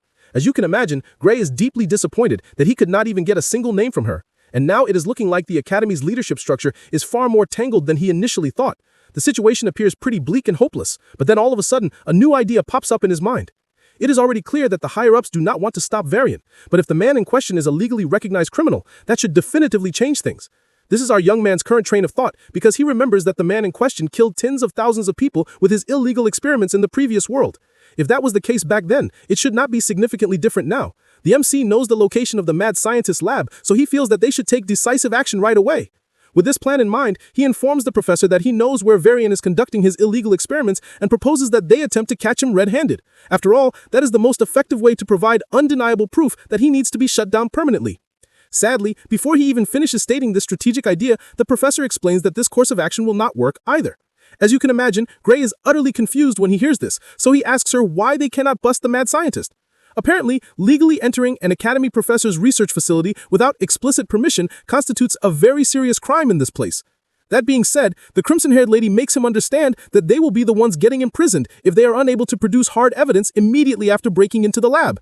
And so, she directly asks Gray if he is trying to suggest that he already possesses proof of Varian's crimes right now.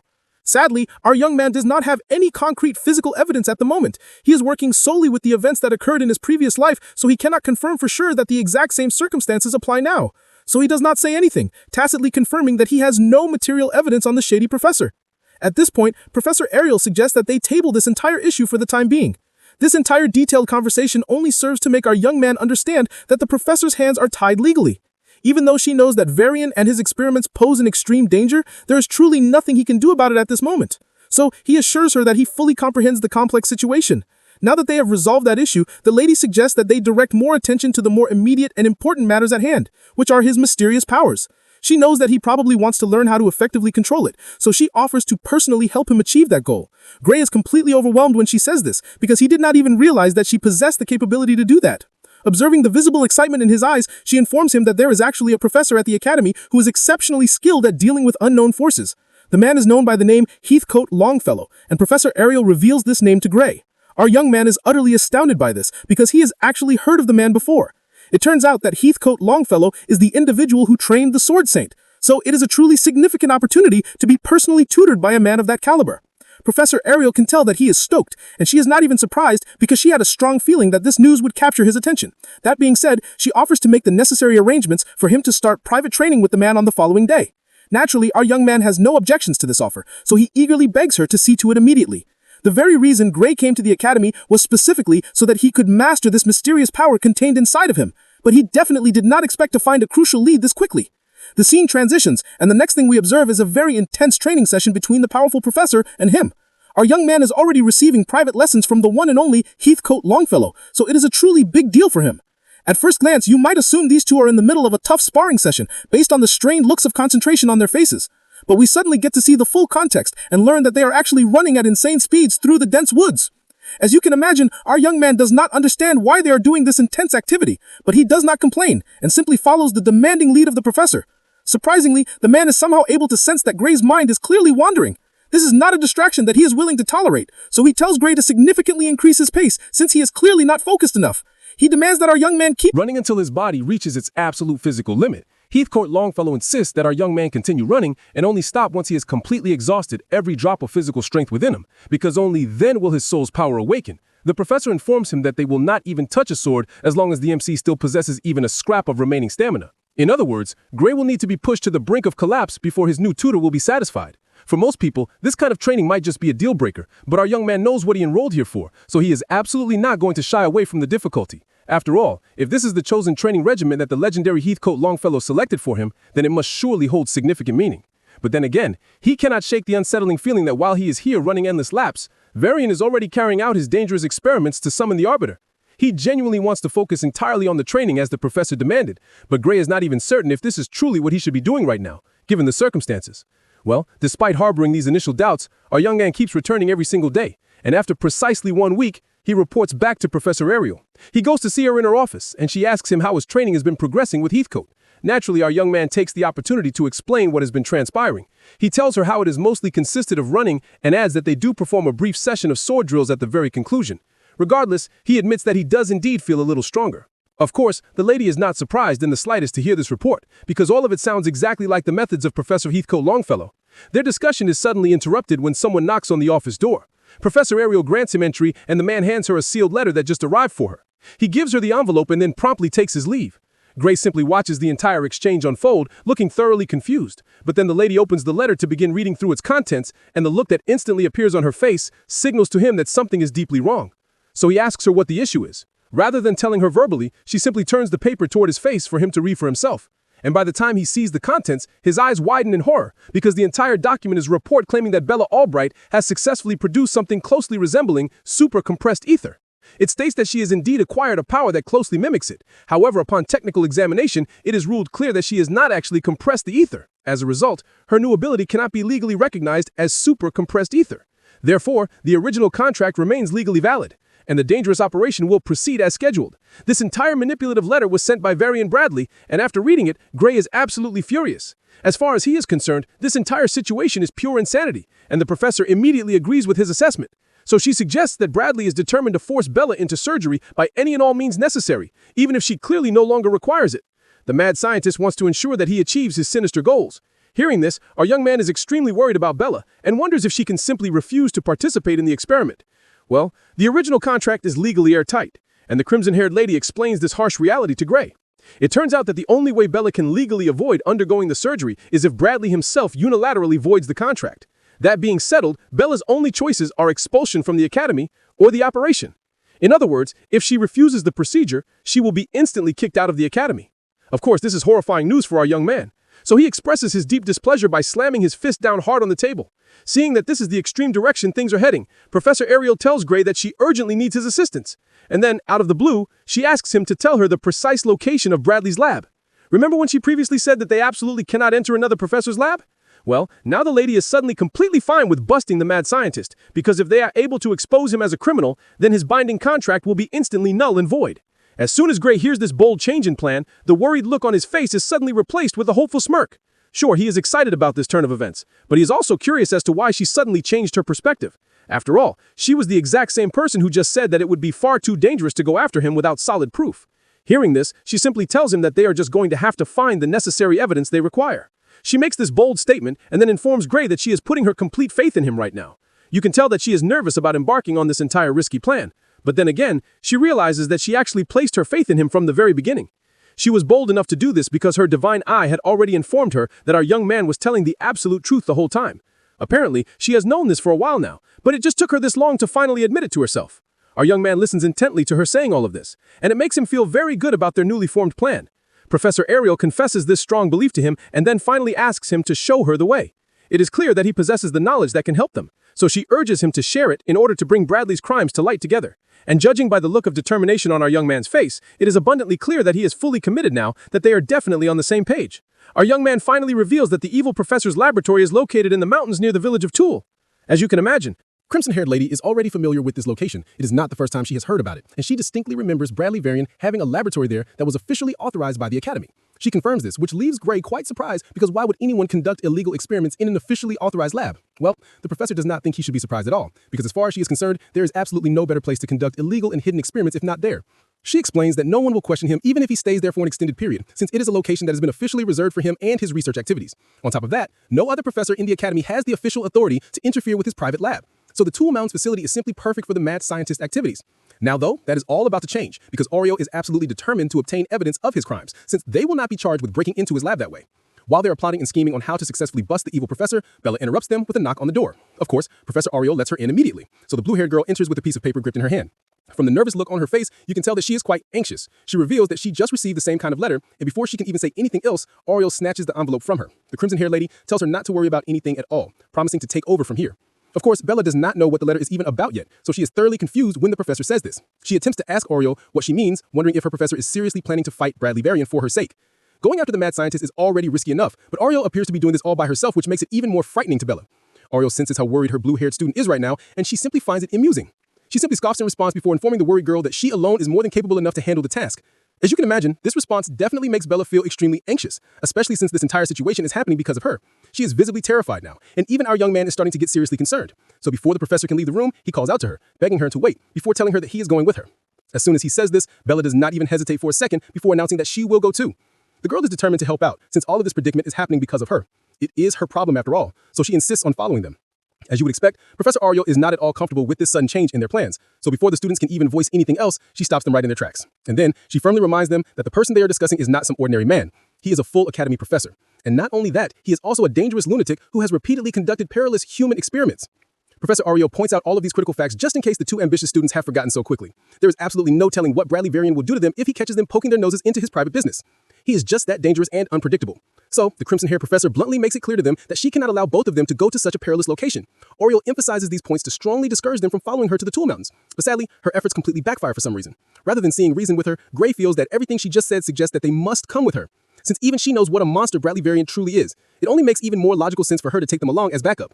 Going alone is far too dangerous, even for her, as far as Gray is concerned. In his mind, he should definitely be able to be of significant help to her if he uses the same power he employed to take down the Ogre General. Besides, if Professor Oreo disappears, then our young man will be automatically expelled because he is a Divine Eye admission student, tied to her. She is the very reason he is still enrolled in the academy, so if anything happens to her, then his chances of actually completing his education to become a hero will be completely gone. Gray makes all of these valid and logical points, and then concludes by begging the professor to at least let them decide their own fate. Her actions affect them tremendously, so he believes that they should also have a say in the matter. At this point, Gray and Bella fall silent and wait anxiously as the professor contemplates everything they have said. But before she even makes a decision, our young man tells Bella to please draw a map of the Tool Mountain facility. As soon as he finishes saying this, he immediately goes into a state of busfucho. He has to now prepare himself for this dangerous mission in case the professor agrees to take them. And he wants to understand and memorize the map that Bella made in the busfuto state so that he can remember it for later. Even after the initial failure in the previous mission, he can sense the determination in both himself and in Professor Oreo at this point. He recognizes that this new boost will make them a lot stronger than before. Even though the mission is going to be extremely dangerous, he knows he has to do this for the sake of both himself and his professor. Even if he has to go through hell and back, he is determined to pull this mission off no matter what it takes. And this determination is perfectly reflected in everyone involved right now, which is why he is doing everything he can to make sure he is prepared. But despite this, even Professor Oreo is unsure of whether he will be strong enough to survive. This mission is dangerous enough as it is, and after experiencing the magnitude of Bradley Varian's cruelty, she is not sure if they even stand a chance to be able to defeat him. Just said, she is definitely not planning to be overly rigid and inflexible, so she quietly considers all that our young man has argued, and after a brief moment of silence, she finally gives in. She reasons that with everything they just stated, it seems like they will simply come along anyway, even if she strictly forbade them, and so there is genuinely no point in attempting to stop them.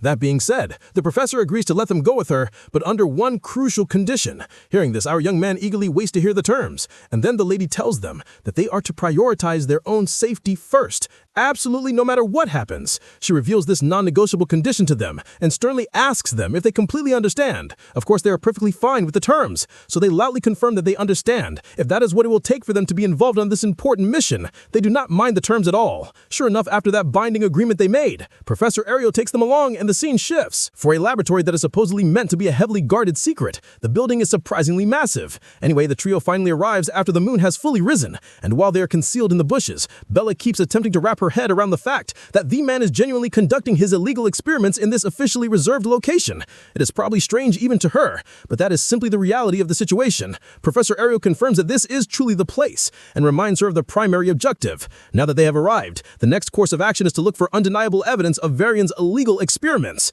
Just to be 100% certain, she asks Gray to confirm everything she just said, and our young man assures her that they are operating under the same assumption. He definitely remembers this specific location from his past life, and he harbors not a single doubt in his mind. Seeing how confident he is, Bella decides that she has no reason not to trust him. She is completely on board with taking down the mad scientist, but she is still apprehensive about whether they can actually gather any evidence without getting into serious trouble. That is her major concern now, that they are here and she has seen the kind of facility they are breaking into. Ariel acknowledges that the blue-haired girl is worried, so she attempts to calm her down. As far as she knows, Varian should be attending the Magic Society's conference right now, so she is quite convinced that he is not currently present. Still, the fact that the mad scientist is absent does not necessarily mean that sneaking in will be easy or uneventful. She has a strong feeling that the entrance is heavily rigged, with all sorts of hidden traps, so entering through the front is absolutely not an option anymore. With that fact established, she concludes that they will have to breach the facility through the side wall. Such a move carries its own set of risks as well, so Bella remains quite worried. At this point, it is rather obvious that Miss Bluehair here does not truly possess the nerve for a mission of this nature. She has been on edge since they arrived and worried about every single detail, so the Professor Jilly reminds her that they came here to forcefully break into an Academy-authorized lab. That action in itself already constitutes a significant crime, so whatever approach they ultimately take is still likely going to land them in trouble, especially if they are unable to find any concrete evidence. Regardless, the professor tells her that she is not obligated to proceed if she genuinely does not want to. After all, she was the one who insisted on coming along, so if she is no longer feeling up for it, she can always go back right now. Ariel is still very much prepared to go on this mission by herself, so she would not mind if they changed their minds at this late stage. She makes this fact very clear to Bella, but this only serves to motivate the timid girl to stand her ground firmly. She claims that she is still committed to going, but a part of her still does not understand if all of this extreme risk is truly worth it. As far as she knows, Professor Ariel is undertaking this mission primarily for the sake of someone like her, so she doesn't think they should be going to such extremes. However, Ariel simply informs her that that is precisely where she is mistaken, because stopping Varian's experiments is for the preservation of the entire world. Right now, Bella does not grasp the immense gravity of allowing the mad scientist to proceed unchecked, so Gray explains that countless people will die die if they fail to stop Varian's activities. He says this, but then quickly corrects himself, stating that the whole world will be sacrificed if they do not halt the evil professor's activities. Of course, Bella does not understand the immense danger they are talking about, so she expresses her confusion. She was already anxious before, but after hearing all of this, she is probably on the verge of a panic attack. Can already foresee this outcome, and that is absolutely not what they need on this kind of high-stakes mission right now. So she tells Bella that Gray is probably just exaggerating the situation slightly. Nevertheless, she agrees with what he said about how the mad scientist needs to be stopped at all costs. She knows that the girl might still be troubled by doubt, so she keeps telling Bella not to worry unnecessarily, reassuring her that they are here for her and will literally put their own lives on the line for her well-being. Ariel says these comforting words with a reassuring smile etched on her face, hoping to effectively calm the timid student. Once they are able to get all the doubts and worries fully resolved, the professor finally gives the official signal for them to move out. The three of them blast off with blistering force toward the lab, determined to find the evidence they need to take down Varian.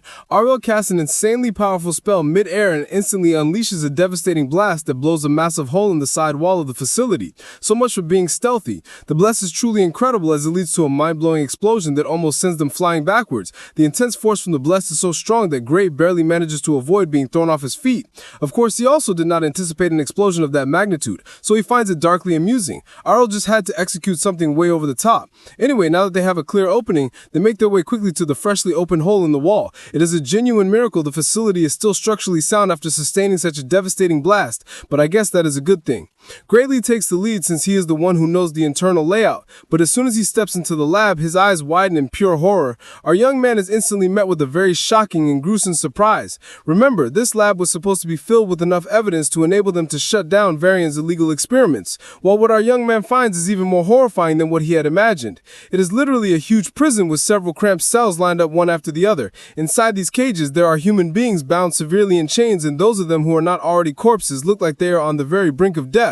Most of the bodies are covered in blood scattered all over inside the cells. Clearly, they are now 100% certain that Varian is an evil piece of trash. This grim scene is definitive proof that he has been carrying out inhumane research, and it was not even difficult to find the evidence. It looks like there is no further need to make an effort searching for the evidence they came for. There are literally so many dismembered corpses in the cells that it is sickening, and Bella is probably doing her absolute best not to completely freak out right now. The professor is speechless at first, but then she is finally able to organize her professional thoughts. For her, just a single glance is enough to identify 14 forbidden spells that have been utilized on these poor victims. Employing such spells is undeniably a severe criminal offense, which just demonstrates how truly terrible Varian is. There is not even a need to mention the unauthorized human experiments as far as she is concerned, because merely using these forbidden spells is an equally serious offense in the eyes of the Academy.